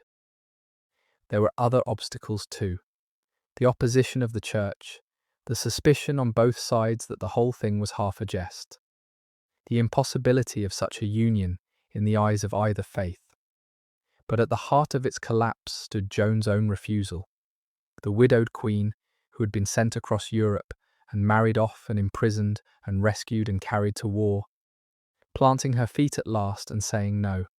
It is the moment in which we see her most clearly, and it is worth holding on to. It is worth lingering on that refusal, for it is the one moment in Joan's whole recorded life when her own voice breaks clearly through the chronicle, and it tells us a fair amount about her. Everywhere else in her story, she is acted upon, moved about the board of European policy by fathers and brothers and the needs of dynasties, married where she is told, and sent where she is bid. Here and here alone. She plants her feet and refuses, and the refusal holds. Offered the throne of Jerusalem, the holiest prize in Christendom, at the price of marrying a man of another faith, she says no, and no amount of pressure from her royal brother or the logic of his diplomacy can move her. It is a flash of pure will, the assertion of a self that the whole machinery of her life had been arranged to override. We should be careful not to read too much into it, for the sources are Eastern and the Western chroniclers are silent, and the entire episode is wrapped in the uncertainty of a possible diplomatic game. But if the refusal was real, and it seems to have been, then it is the truest glimpse we have of the woman within the queen, and it is of a piece with the other moment of will at the end of her life, when she insisted, against all advice, on taking the veil. Twice, at the two crises of her story, Joan asserted her own choice against the expectations of the powerful, once to refuse a marriage and a kingdom, and once to choose the manner of her own death. In a life so largely directed by others, these two refusals stand out like landmarks, and together they tell us that the instrument of so many policies had, all along, a will and a conscience that were entirely her own. The Crusade did not take Jerusalem. After long fighting and longer negotiation, Richard at last made a truce with Saladin, a 3-year peace that left the Holy City in Muslim hands but secured for Christian pilgrims the right to visit it. And with that the grand enterprise wound down. Joan and Berengaria, their part in the adventure ended, were sent ahead of the army on the long road home, travelling by way of Sicily and Italy back toward the lands of their family, while Richard followed by another route. And here the story took one more turn that would shape all their fortunes. For Richard, travelling home in secret, through the lands of his enemies, was captured. He fell into the hands of the Duke of Austria, who bore him a grudge from the Crusade, and was handed over to the German Emperor, and the King of England vanished into a foreign prison, held for an enormous ransom. The women meanwhile made their way back to safety, and Joan came at last, after all her travels, to her mother's lands in Poitiers, to the country of the south, where she had spent part of her childhood. A widow returned from the ends of the earth. The captivity that swallowed Richard on his way home is worth following, for it shaped the fortunes of the entire family in the years when Joan was finding her way back into the world. Travelling homeward in disguise, through the lands of Central Europe, hoping to slip unnoticed through the territories of his enemies, Richard was recognised and seized by the Duke of Austria, whom he had offended on the Crusade, and was then handed over to the German Emperor, Henry VI, the very man whose claim to Sicily, through his wife Constance, had set off the crisis that had imprisoned Joan in the first place. The King of England thus vanished into a German prison, held as a captive of state, and his release was made to depend upon the payment of a ransom so colossal that it staggered his subjects. A sum that would strip his lands of their wealth to gather. The raising of that ransom became the great labour of the family and the realm. Across England and the French lands, the king's officers wrung the money from his subjects by heavy taxation. The same kind of levy that had once funded Joan's journey to Sicily now bent to the freeing of her brother, and the burden fell upon every rank of society. At the centre of the effort stood the indomitable Eleanor, old now but undimmed, who governed and gathered and laboured to free the son she loved best, and who in the end crossed to Germany herself to see him released. It took more than a year, and the ransom beggared the realm, but at last the money was paid, and Richard came home. For Joan, these were the years of waiting. A dowager queen without a country returned to her mother's lands while the family bent itself to the freeing of the captive king, her own future unresolved amid the larger drama of her brother's imprisonment and release.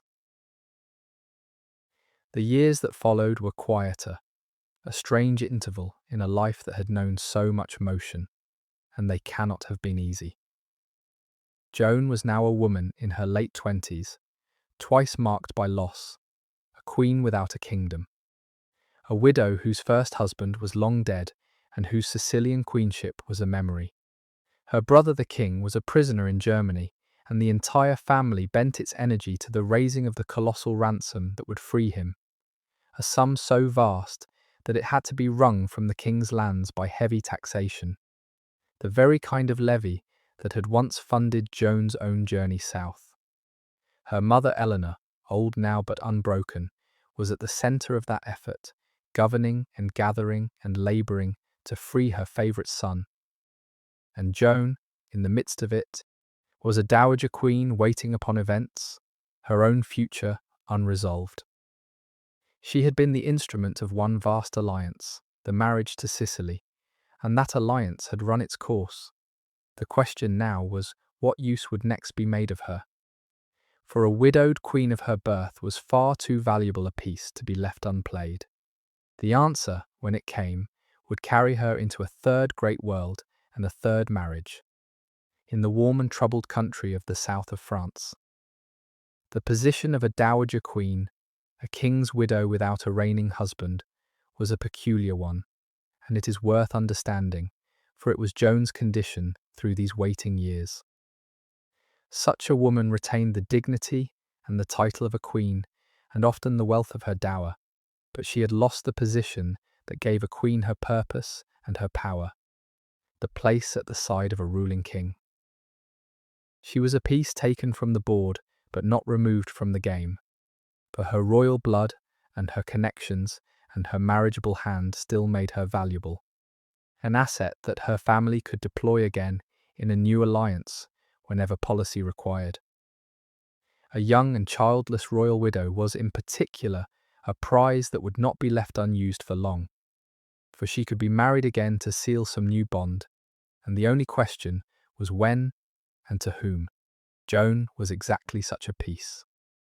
A widowed queen in her late 20s, still young enough to bear children and to make a useful marriage, her hand once more a card in the family's diplomacy. She had been the instrument of one powerful alliance, the binding of England to Sicily, and that alliance had run its course with William's death. Now she waited, in her mother's southern lands, for the next use that would be made of her. There is something melancholy in the picture. A woman who had been a queen and a captive and a crusader, who had seen more of the world than almost any of her contemporaries, reduced again to waiting upon the decisions of others. Her future, a question to be settled by the needs of policy. But it was the lot of her kind, and she had lived it before, and when the new alliance was at last arranged, it would carry her into the third and final great world of her life, the brilliant and troubled country of the south of France. The third great chapter of her life opened in the year 1196, when Joan was married again, this time to Raymond, the sixth of that name, Count of Toulouse, one of the great princes of the south of France. The match was, like all her marriages, a matter of policy, and the policy behind it was an old and bitter one. The Counts of Toulouse and the Dukes of Aquitaine, Joan's mother's house, had been rivals and enemies for generations, contending over lands and rights in the south, and the marriage of Joan to Raymond was meant to bind up that long quarrel, to make peace between the two houses by joining them in the persons of the Count and his new Countess. Joan, the widowed Queen of Sicily, the daughter of Eleanor of Aquitaine, was given to the Count of Toulouse to seal a reconciliation. And so for the third time in her life, her hand was used to bind two powers together, and for the third time she went where she was sent.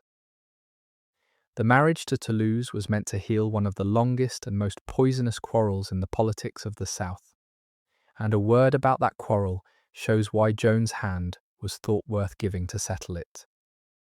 The Counts of Toulouse and the rulers of Aquitaine, the house of Joan's mother, had been locked for generations in a contest over rights and lands in the south of France, a feud that had simmered and flared across the better part of a century, with claims and counterclaims, wars and truces that neither side could finally win. Joan's own mother Eleanor had a hereditary claim to Toulouse itself, which she and her husbands had pressed by force more than once without success, and the enmity between the two houses had become one of the fixed features of southern politics, a source of recurring war. The county that Joan came to as its countess was one of the great territories of the south, and the city of Toulouse at its heart was among the largest and most prosperous in all of France. Set on its river, grown rich on trade and the fertility of its lands, it was a city of brick and bustle, the capital of a count whose dominion spread wide across the south, who counted himself the equal of dukes and kings, and whose court was a centre of the brilliant southern culture. The county was not a poor or a marginal place, but a wealthy and a sophisticated one. And to be its countess was to hold a position of real consequence among the powers of the south, mistress of a great city and a wide and prosperous land. Out of her third marriage came the one part of Joan's legacy that endured in the flesh, for in the south she did at last become the mother of a child who lived, and through him her blood ran on into the troubled history of Toulouse. The son she bore, Raymond, grew up to become Raymond VII, the next count, and it fell to him to inherit not only the county, but the catastrophe that descended upon it.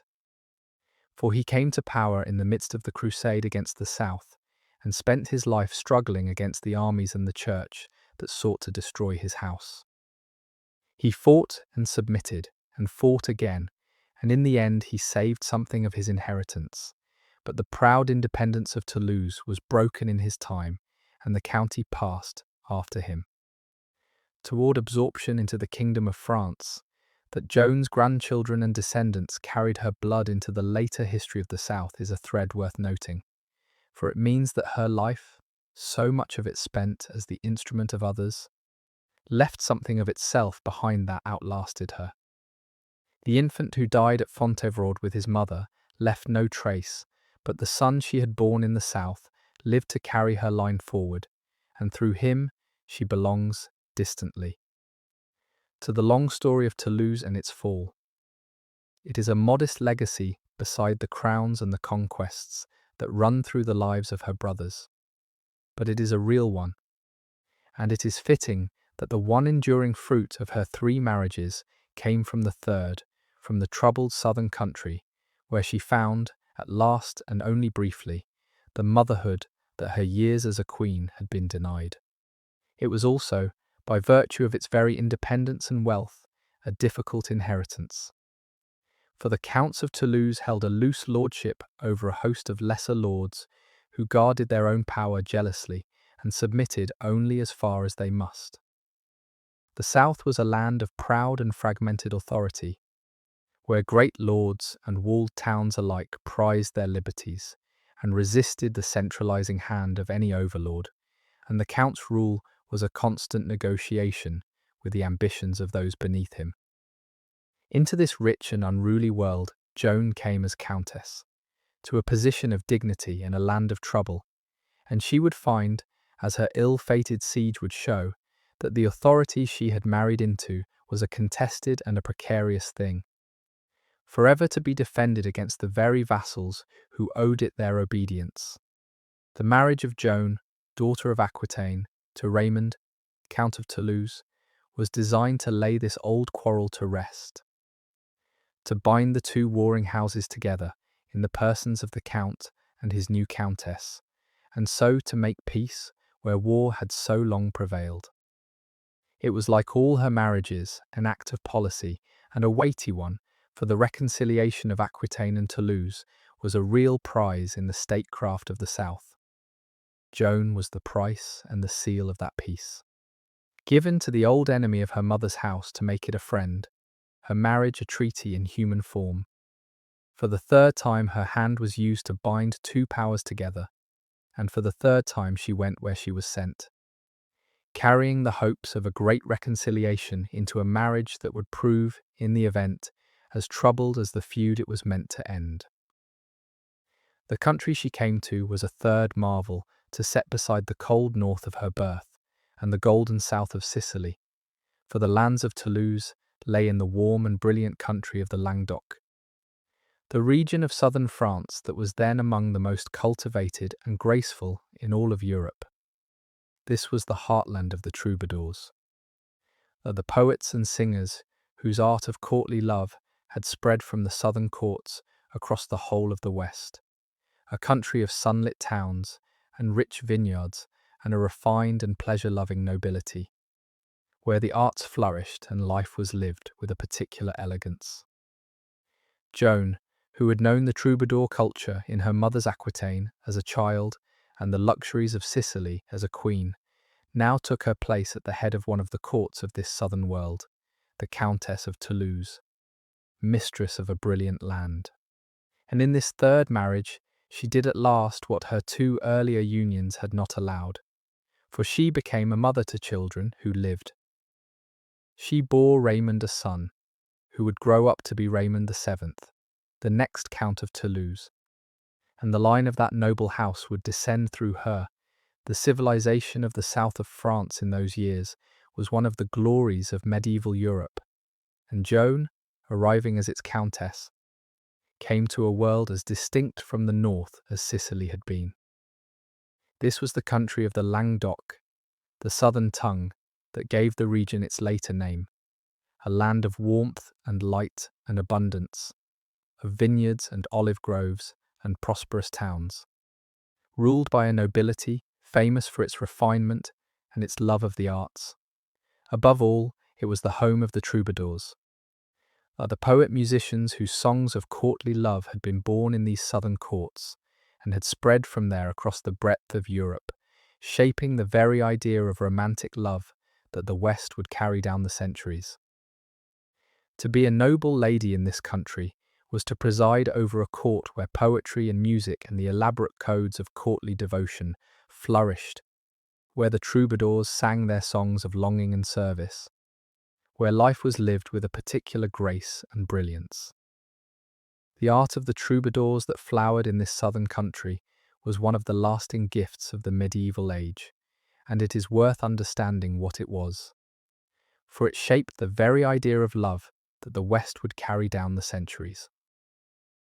The troubadours were poet-musicians, many of them noblemen themselves, who composed and sang songs in the southern tongue, celebrating a refined and idealized love, the devotion of a knight or a poet to a noble lady, often unattainable, served with a faithful and a reverent longing. Out of their songs grew the whole elaborate culture of courtly love, with its codes of devotion and service, its conception of the beloved lady as an object of almost religious veneration, its refinement of desire into an art and a discipline. This was a new thing in the West, the exaltation of romantic love into a central value of noble life, and it spread from these southern courts across the entirety of Europe. Joan's own family was woven into this culture, for her mother Eleanor and her grandfather before her had been famous patrons of the troubadours, and the courts of Aquitaine had been among the cradles of the art. To come to Toulouse as countess was thus to come to the heartland of a culture that was in a sense her family's own. The world of song and courtly devotion that her mother had carried with her even to the colder courts of the north. As a high lady of the south, Joan would have been a patroness of this art and a presence in its life, the kind of noble lady whom the troubadours celebrated. At the centre of a court where poetry and music and the elaborate game of courtly love were the ornaments of life. It was the most graceful of the three worlds she inhabited, and the most purely beautiful, whatever troubles lay beneath its sunlit surface. Joan was no stranger to this culture, for it had flowered first in her mother's Aquitaine, and she had known something of it in her childhood in the south. Now she took her place at the head of one of its brilliant courts, the Countess of Toulouse, in a land of sunlit elegance that must have recalled, in some ways, the warmth and refinement of her Sicilian years. But beneath the brilliance there were shadows gathering, for this same southern country was becoming the home of religious currents that the Church in Rome viewed with growing alarm. The beliefs that would later be branded as heresy and would draw down upon the south. A few years after Joan's death, one of the most savage crusades ever launched within Christendom itself. In Joan's day, that storm was still in the future, but the south she came to was a place of beauty with trouble beneath it, and her own marriage would prove to share that character, brilliant on the surface and turbulent beneath. But the marriage was not a happy one, and the land was not at peace. Raymond of Toulouse was a difficult and a turbulent figure, and his county was a restless place, full of proud and unruly vassals who chafed against their lord's authority and were quick to rebellion. The warmth and the elegance of the south concealed deep tensions, and Joan found herself the countess of a territory that was anything but secure. Her husband was often at odds with his own nobles, and the peace that her marriage had been meant to seal proved fragile. And in the midst of this trouble Joan showed, once more, the spirit that had made her refuse a kingdom rather than marry against her conscience. For when her husband's vassals rose against him, she did not sit idle. She took up the cause herself, with a resolve that the chroniclers remembered with admiration. The man Joan had married, Raymond VI of Toulouse, was a figure who would loom large and tragic in the history of the South, though the worst of his troubles came after Joan's time. He was the lord of a great and ancient county, proud and cultivated and wealthy, but he ruled a territory that was difficult to govern, a land of powerful and independent vassals who held their own castles and commanded their own followings and submitted to their count's authority only so far as it suited them. The southern nobility prized their independence and were quick to resist any lord who pressed them too hard, and Raymond, for all his rank, was forever contending with the unruliness of the men who were supposed to obey him. His county was rich and brilliant, but it was not orderly, and a countess who came to share his rule came to a household and a territory full of tension and the threat of revolt. The storm that would soon engulf the south was already gathering in Joan's day, though its full fury fell only after her death, and it is worth naming, for it was the shadow over the brilliant world she had entered.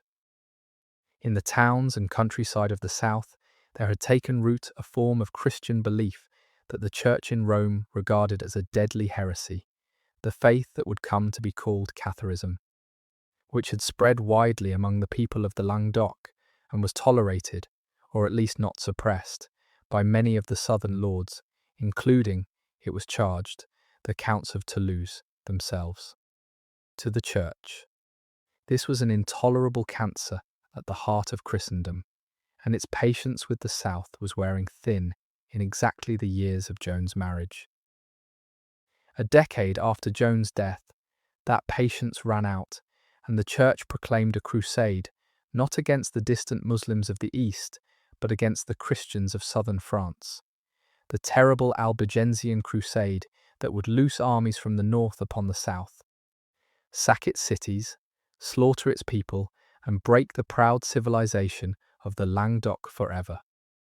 Joan's husband Raymond would be at the very centre of that catastrophe, excommunicated and warred upon, his lands ravaged, his house brought low.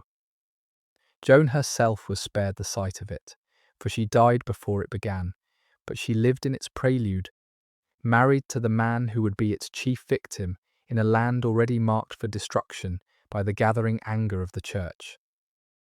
The sunlit south she came to was a world living on borrowed time, and there is a sombre irony in her having been sent there to seal a peace into a country that stood on the edge of one of the cruelest wars of the age. Raymond himself was a man of complicated character, able and worldly, but not always steadfast, and his reign would in time be overtaken by catastrophe. For it was during his rule that the church's alarm at the heresy flourishing in his lands would boil over into the crusade against the south, a war of fire and slaughter that would devastate the brilliant civilization of the Languedoc and break the power of the Counts of Toulouse forever.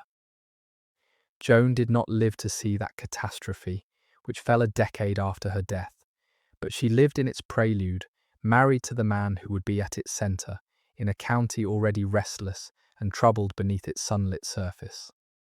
Her third marriage, meant to seal a peace, placed her in a land on the edge of its own great tragedy, and her own brief time there would be marked by the same turbulence that would soon engulf all of the south. The most striking episode came when certain lords of the county, the lords of St. Felix, rose in revolt against Count Raymond while he was away, and Joan, his countess, took arms to put them down. She laid siege to a stronghold belonging to the rebels, a place called Les Casses, taking the field herself in defence of her husband's rights. A queen and countess turned commander of a siege. But the venture turned against her in the worst way, for she was betrayed by those who should have been her own supporters. Some of the men in her own camp, it emerged, were secretly in league with the besieged enemy, providing them with arms and supplies even as Joan pressed the siege, working against her from within. And when their treachery was at its height, a fire was started in her own camp, set by the traitors, so that the countess, who had come to crush a rebellion, found herself in danger from her own followers, very nearly prevented from even escaping the blaze they had kindled. Aggrieved and betrayed, she was forced to abandon the siege and withdraw, the warrior countess defeated not by the enemy before her, but by the treachery behind her. A siege in that age was a particular and a grinding kind of warfare, and to understand what Joan undertook at Les Casses is to picture the slow, hard business of reducing a fortified place. A castle or a fortified town could rarely be taken by a sudden rush. It had to be surrounded, cut off from supply and relief, and worn down over days or weeks or months until hunger or assault or treachery brought it low. The besiegers had to encamp around the place, maintain their lines, guard against sorties from within and relief from without, and supply themselves in the field. All of it demanding organization, resources, and the holding together of a force under hard conditions. To direct such an operation was a real military undertaking, and for a countess to take it in hand in her husband's absence was no small or merely symbolic thing.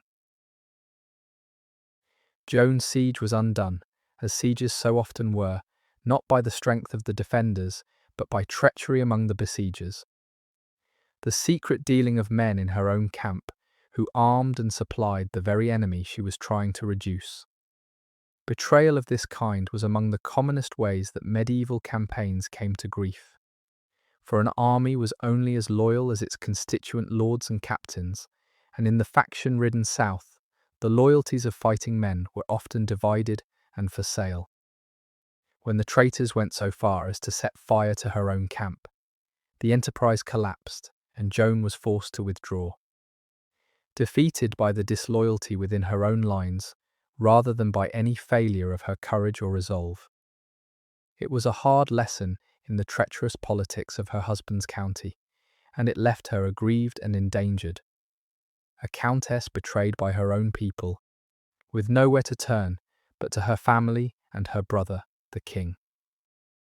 It was a bitter and a frightening episode, and it came at a hard time, for Joan was pregnant when it happened, carrying another child even as she conducted a war. Betrayed by her own people, driven from her camp, in danger of her life, and with child, she resolved to seek help from the one quarter where she had always found it, from her own family, and above all, from her brother Richard, the Lionheart, who had rescued her once before from an usurper's grasp, and might do so again from a rebellious county and a failing marriage. And so, in distress, she set out from the troubled south to find Richard and lay her troubles before him.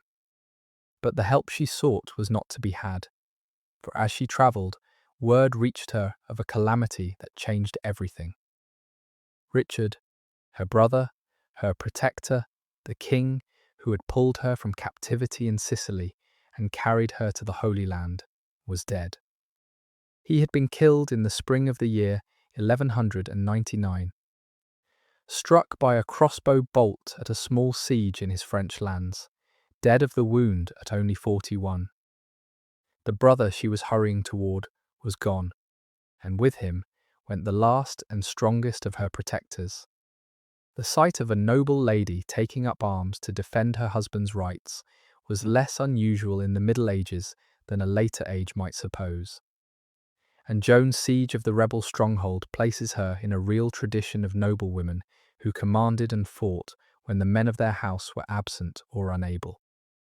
In a world where a lord was often away at war or at court, and where his lands and his rights had constantly to be defended by force, the lady of a ruling house was frequently called upon to act in his place, to hold his castles, to muster his men, and on occasion to lead them in the field. Noble women are recorded across the medieval centuries, defending besieged castles, commanding the defence of their lands, even directing sieges and campaigns, and such women were admired for it rather than condemned. For the defence of the family's rights was a duty that fell upon whoever was able to discharge it, woman or man. Joan, taking the field against the rebel lords of St. Felix while her husband was elsewhere, was acting squarely within this tradition, the countess defending her absent lord's authority by force of arms, and the chroniclers who recorded it remembered her with admiration as a woman of spirit and resolve. That the venture ended in betrayal and disaster was no reflection on her courage, for she was undone not by any failure of her own, but by the treachery of those who should have supported her, the men in her own camp who secretly armed the enemy and at last set fire to her own quarters. It was a cruel end to a brave undertaking, and it came at the worst possible time, with Joan pregnant and her marriage failing and her age closing in. But the episode shows us, one last time before the end, the spirit that ran through her life, the willingness to act, to take up a hard task and see it through, that had carried her across 3 worlds, and that did not desert her even at the bitter close of her story. The news broke something in her, or perhaps it simply completed a breaking that her hard life had long been working toward. Bereaved of her brother, betrayed by her vassals, unhappy in her marriage, far gone in a difficult pregnancy, Joan turned at last to the one person left who had never failed her, her mother. The aged Eleanor of Aquitaine, who had outlived a husband and most of her children, and who would outlive this daughter too, took the broken Joan to herself, and the 2 women came together to the Norman city of Rouen, and from there toward the abbey that had become the family's place of refuge and of burial, the great Abbey of Fontevraud. And it was here, at the very end, that Joan made the decision that astonished everyone around her, the last act of will in a life that had known so little freedom of choice. She resolved to become a nun. The death of Richard, which fell upon Joan at the worst moment of her life, was a blow not only to her, but to the whole edifice of her family's power, and it is worth marking how it came. The Lionheart, having survived the perils of the Crusade and the long captivity in Germany, having come home and resumed his endless wars in defence of his French lands, met his end in the most ordinary and the most pointless of ways. Struck by a crossbow bolt while besieging a minor castle in his own territory, over a trifling dispute about treasure. The wound, not mortal in itself, festered, and the greatest warrior of the age, who had faced Saladin and survived 100 dangers, died of an infected arrow wound at a petty siege, only 41 years old, in the spring of the year 1199. For Joan, hurrying toward him for help against her rebellious vassals and her failing marriage, the news that he was dead must have been the collapse of her last hope, for Richard had been her great protector. The brother who had rescued her once before and might have rescued her again. With him gone, the strongest pillar of her surroundings was struck away, and the family's power passed to the youngest brother, John, a far weaker and less admired man, under whom much of what Richard and their father had built would soon be lost. Joan did not live to see that unravelling, for her own end was very near. But the death of Richard was its beginning, and it was the news of his death, breaking upon her in her distress and her pregnancy, that seems to have broken her last reserves of strength and turned her, at the end, toward her mother and toward Fontevraud and the Vale. It was an extraordinary thing to do, and it shocked her family and the churchmen who attended her. Joan was a married woman, a countess, heavily pregnant, and the wish of a woman in her condition to take vows as a nun was so irregular that the highest churchman of her father's realm, the Archbishop of Canterbury himself, who was present, tried to dissuade her from it. But Joan would not be moved, any more than she had been moved over the marriage to Saladin's brother years before, and her resolve carried the day. She was admitted, by special and extraordinary dispensation, as a nun of the Abbey of Fontevraud, taking the veil upon what all could see was her deathbed, claiming for herself at the very last a place among the brides of Christ. Why she chose it, we cannot fully know, whether it was piety or a longing for peace after so storm-tossed a life, or a wish to die belonging to something she had chosen rather than something chosen for her. But she chose it, and it was granted, and the far-travelled queen became, in her final hours, a nun. The abbey to which she came, and in which she chose to end her days, was a place of particular meaning to her family, and a word about Fontevraud helps to explain the choice she made. It was a great monastery in the Angevin heartland, unusual in its very nature, for it was a double house of both monks and nuns, and, more remarkably still, the whole community was governed by an abbess, a woman set in authority over men and women alike, which made it a place of singular dignity for the high-born women who retired or were buried there. The counts and kings of Anjou had long favoured it with their patronage, and it had become closely bound to the fortunes of Joan's house, a place of refuge, of retirement, and of burial for the Angevin dynasty. The choice to die as a nun draws us into the spiritual life of the age, in which the manner of one's death and the state of one's soul at the end were matters of the gravest concern, and the religious life held a particular prestige. To take vows, to enter a religious house, and give oneself wholly to the service of God, was regarded as the highest of callings, a renunciation of the world that purchased a special closeness to the divine and a special hope of salvation. Many people of rank who had lived entirely worldly lives sought, at the end, to die in the religious habit, to be received into a monastery in their final days or hours, so that they might pass from the world clothed as servants of God, with all the spiritual benefit that such a passing was believed to confer. The deathbed profession, irregular though it was, answered a deep need of the medieval soul, the longing to meet death, reconciled and sanctified.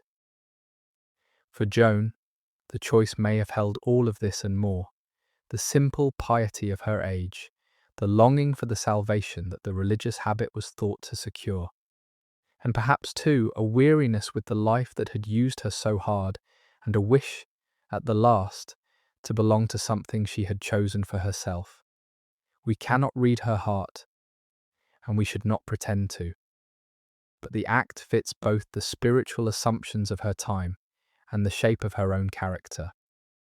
The woman who had asserted her will once before in the refusal of a marriage, and now asserted it again in the choosing of her end. To die a nun of Fontevraud was to die belonging, sanctified, and chosen, and whatever mixture of faith and exhaustion and self-assertion drove her to it, she held to her choice against the doubts of the great churchman at her side, and had her way. For a woman of Joan's family, then, Fontevraud was not a strange place to turn to at the end, but a kind of home, the spiritual hearth of her line, and her wish to die within it. Even to take the veil there in her last hours becomes more understandable in that light. To be admitted as a nun of Fontevraud, irregular as it was for a married and pregnant woman, was to claim a place within an institution deeply woven into her family's identity, to die belonging to something her house had cherished for generations. The deathbed profession was extraordinary, and it shocked the churchmen who attended her, but it was also, in a sense, a coming home, a final choosing of the one community that her family held above all others. Whatever moved her to it, piety or weariness or the longing for a peace she had never known, she made her choice and held to it, and the far-travelled queen ended her days as a nun of the abbey her family loved. She did not live beyond her childbed. In the autumn of the year 1199, Joan gave birth to her last child, a son, and within a very short time of his birth she died, in her mother's arms at the Abbey of Fontevraud. The child, born of so much grief and difficulty, lived only a few days before following his mother into death. She was about 33 years old, no great age even by the measure of her time, and she had outlived her brother Richard by only a matter of months.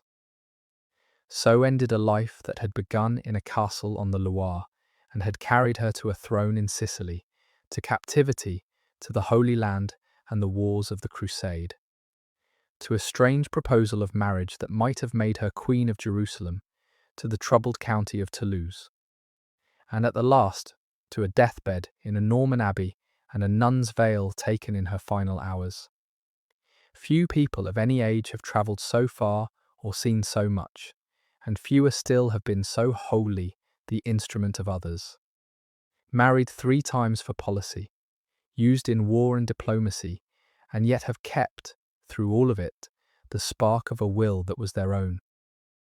There is a terrible compression to the ending of her story, a gathering of sorrows into a very short space of time, and it is worth letting it register rather than hurrying past it.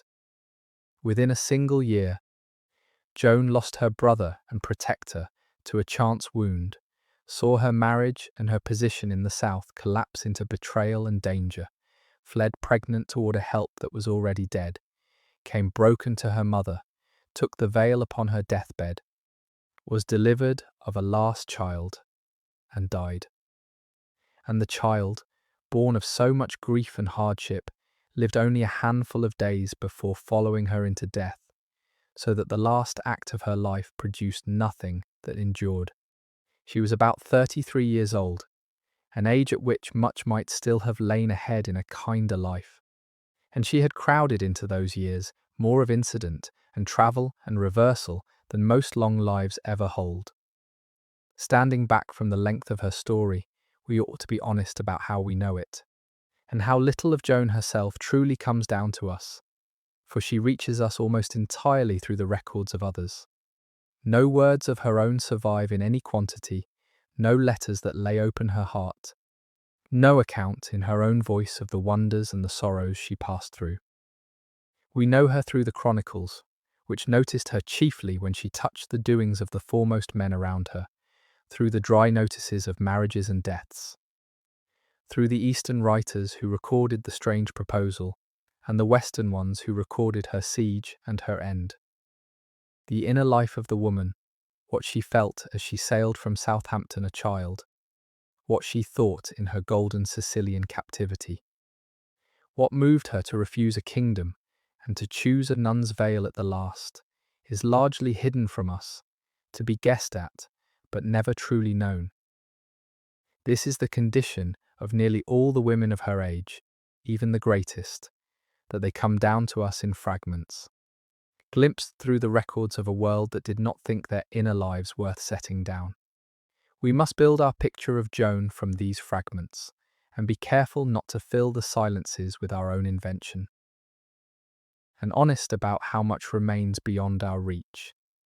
And yet the fragments are enough to show us the shape of a remarkable life and the outline of a remarkable person, the far-travelled queen who crossed 3 worlds and kept, at the great moments, a will of her own. If we cannot hear her voice, we can at least trace her path and honour the woman who walked it, carried so far by forces larger than herself, and meeting each of them with a courage that the bare record, for all its silences, cannot quite conceal. That she died in her mother's arms is the one note of tenderness in that bleak ending, and it is worth holding on to.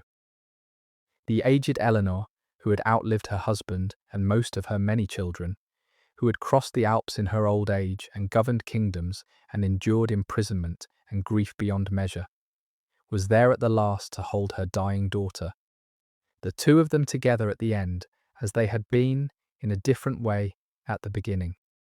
Of all Joan's far travels and strange experiences, this final scene is the most human and the most affecting. The broken daughter come home to die in the arms of the indomitable mother, in the quiet of the family abbey. The long journey over at last. Eleanor would live on a few more years, and would be buried in the same abbey in her turn. But she had now buried this daughter, as she had buried so much else. And the loss of Joan was one more sorrow added to a life that had known more than its share. She was buried at Fontevraud, in the abbey that had taken her in, and there she lay among her own people, for Fontevraud was the burial place of her family.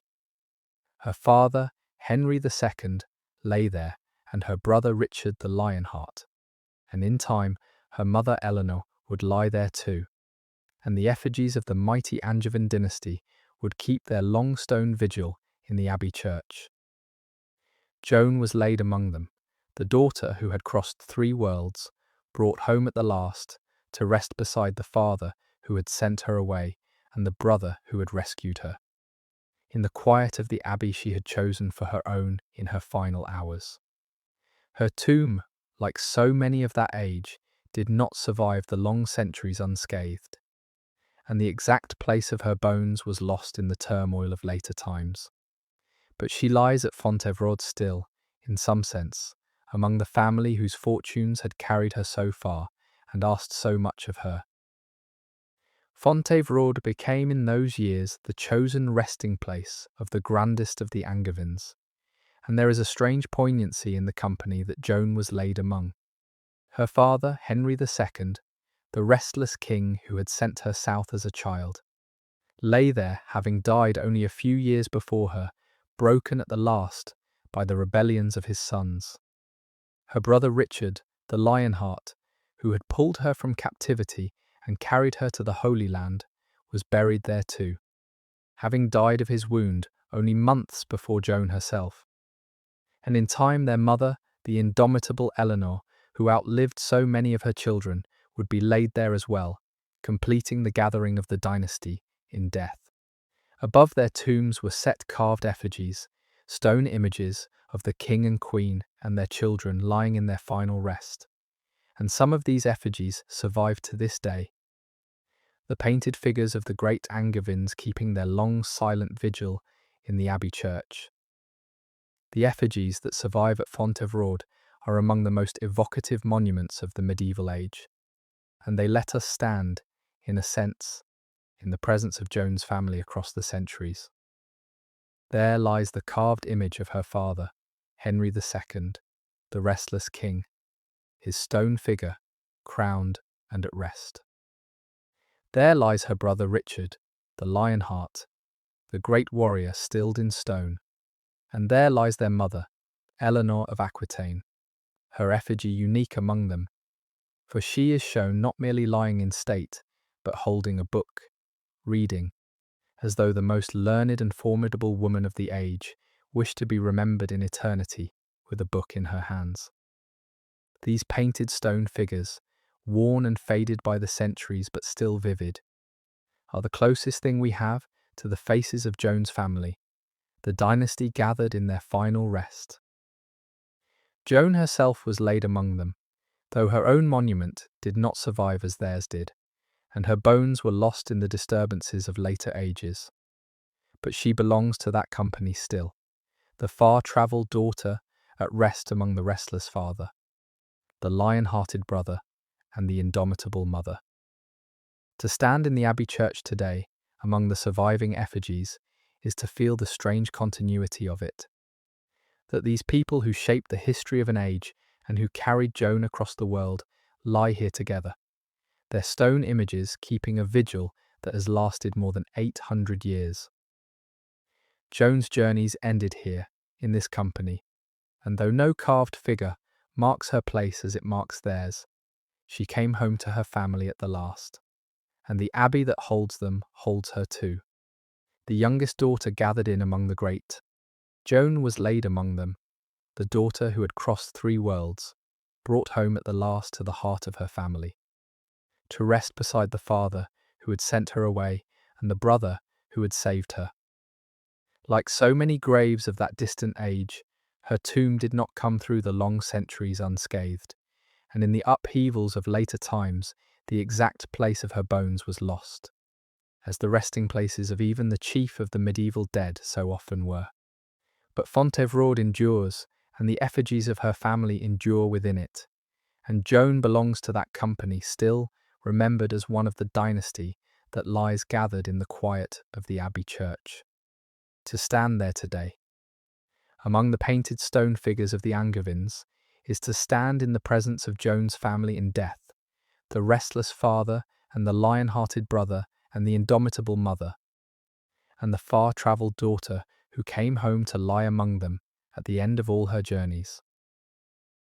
What are we to make of her, this woman who is so easily lost among the giants of her family, the daughter of Eleanor and the sister of the Lionheart, forever standing a little behind the more famous figures of her house?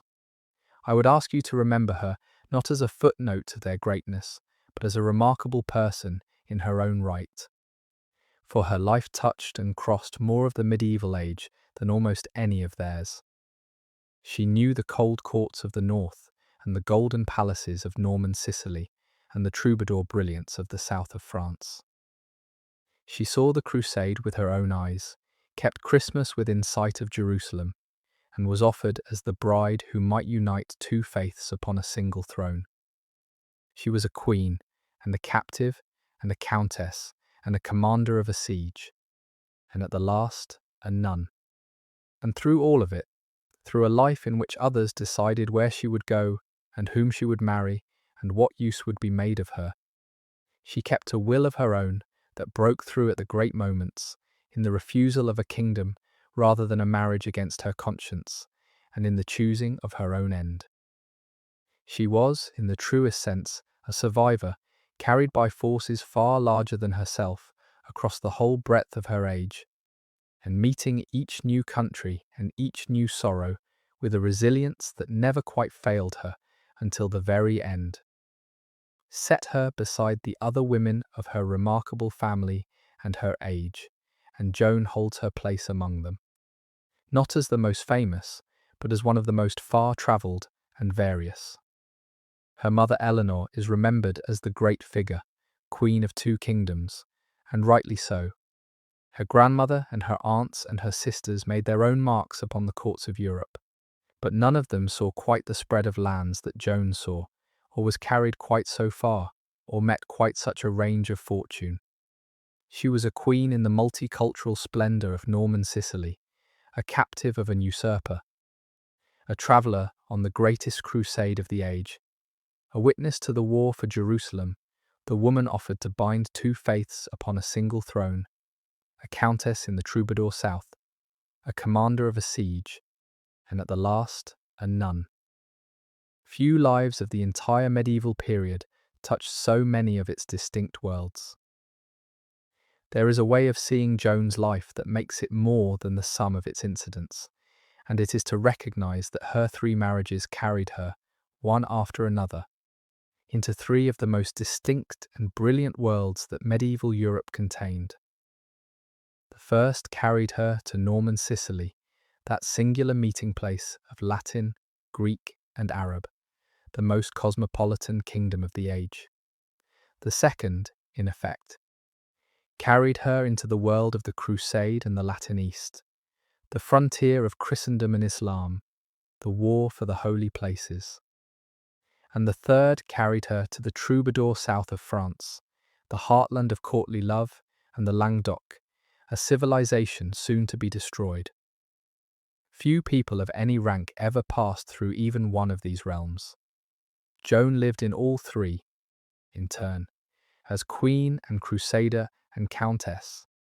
To follow her life, then, is to be given a kind of tour of medieval Europe at its most various and most vivid, the golden mosaics of Palermo, the war-torn coast of the Holy Land, the singing courts of the south, each seen through the experience of one woman carried into the heart of it. That is part of what makes her worth remembering, quite apart from the drama of her own fortunes, that her single life touched so much of the breadth and the strangeness of her age. She was a thread drawn through 3 of its richest tapestries, and to trace that thread is to see the medieval era not as a single grey expanse, but as the dazzling variety of distinct civilizations that it truly was.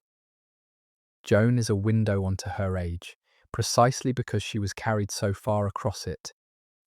And the very thing that made her life so hard, its endless uprooting and displacement, is what makes it so illuminating to follow.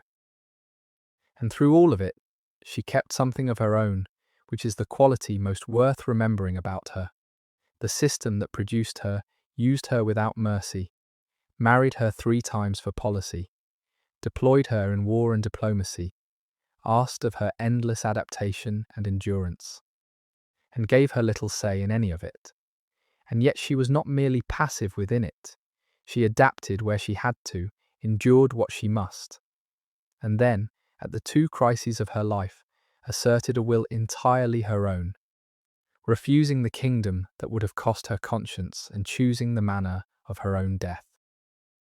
That combination of resilience in the face of everything that was done to her and of will at the moments that mattered most is what lifts her out of the ranks of the merely acted upon and makes her a person worth knowing in her own right, and not only as the daughter of Eleanor and the sister of the Lionheart. And so we leave her there, at Fontevraud. Among her family, the long journey from the castle on the Loire to the kingdom of the sun, and onto the Holy Land and the south of France, and home again to a Norman abbey, all behind her now, at rest. I hope she has carried you somewhere far from your own day and your own cares, into a world of golden palaces and crossing ships and southern courts, the way these old lives can when you let them take you. If these evenings are something you would like to find your way back to, you are always welcome to subscribe, and to come and sit with another life on another night. Whenever the dark grows too loud, and you would rather be 1,000 years and a world away, there is no hurry. The stories will keep, and so will I. For now, let your thoughts go loose. Let the names and the dates and the far countries drift apart and dissolve. The way the day dissolves when sleep finally comes for it, you do not need to hold on to any of it. Let the golden palaces and the crossing ships and the quiet abbey at the end of it all fade gently away. And let the quiet rise up around you, and let yourself sink down into it slowly. With nothing left to do, and nowhere left to be, sleep well, stay warm, be kind to the people in your house, and I will see you in the next one. Good night.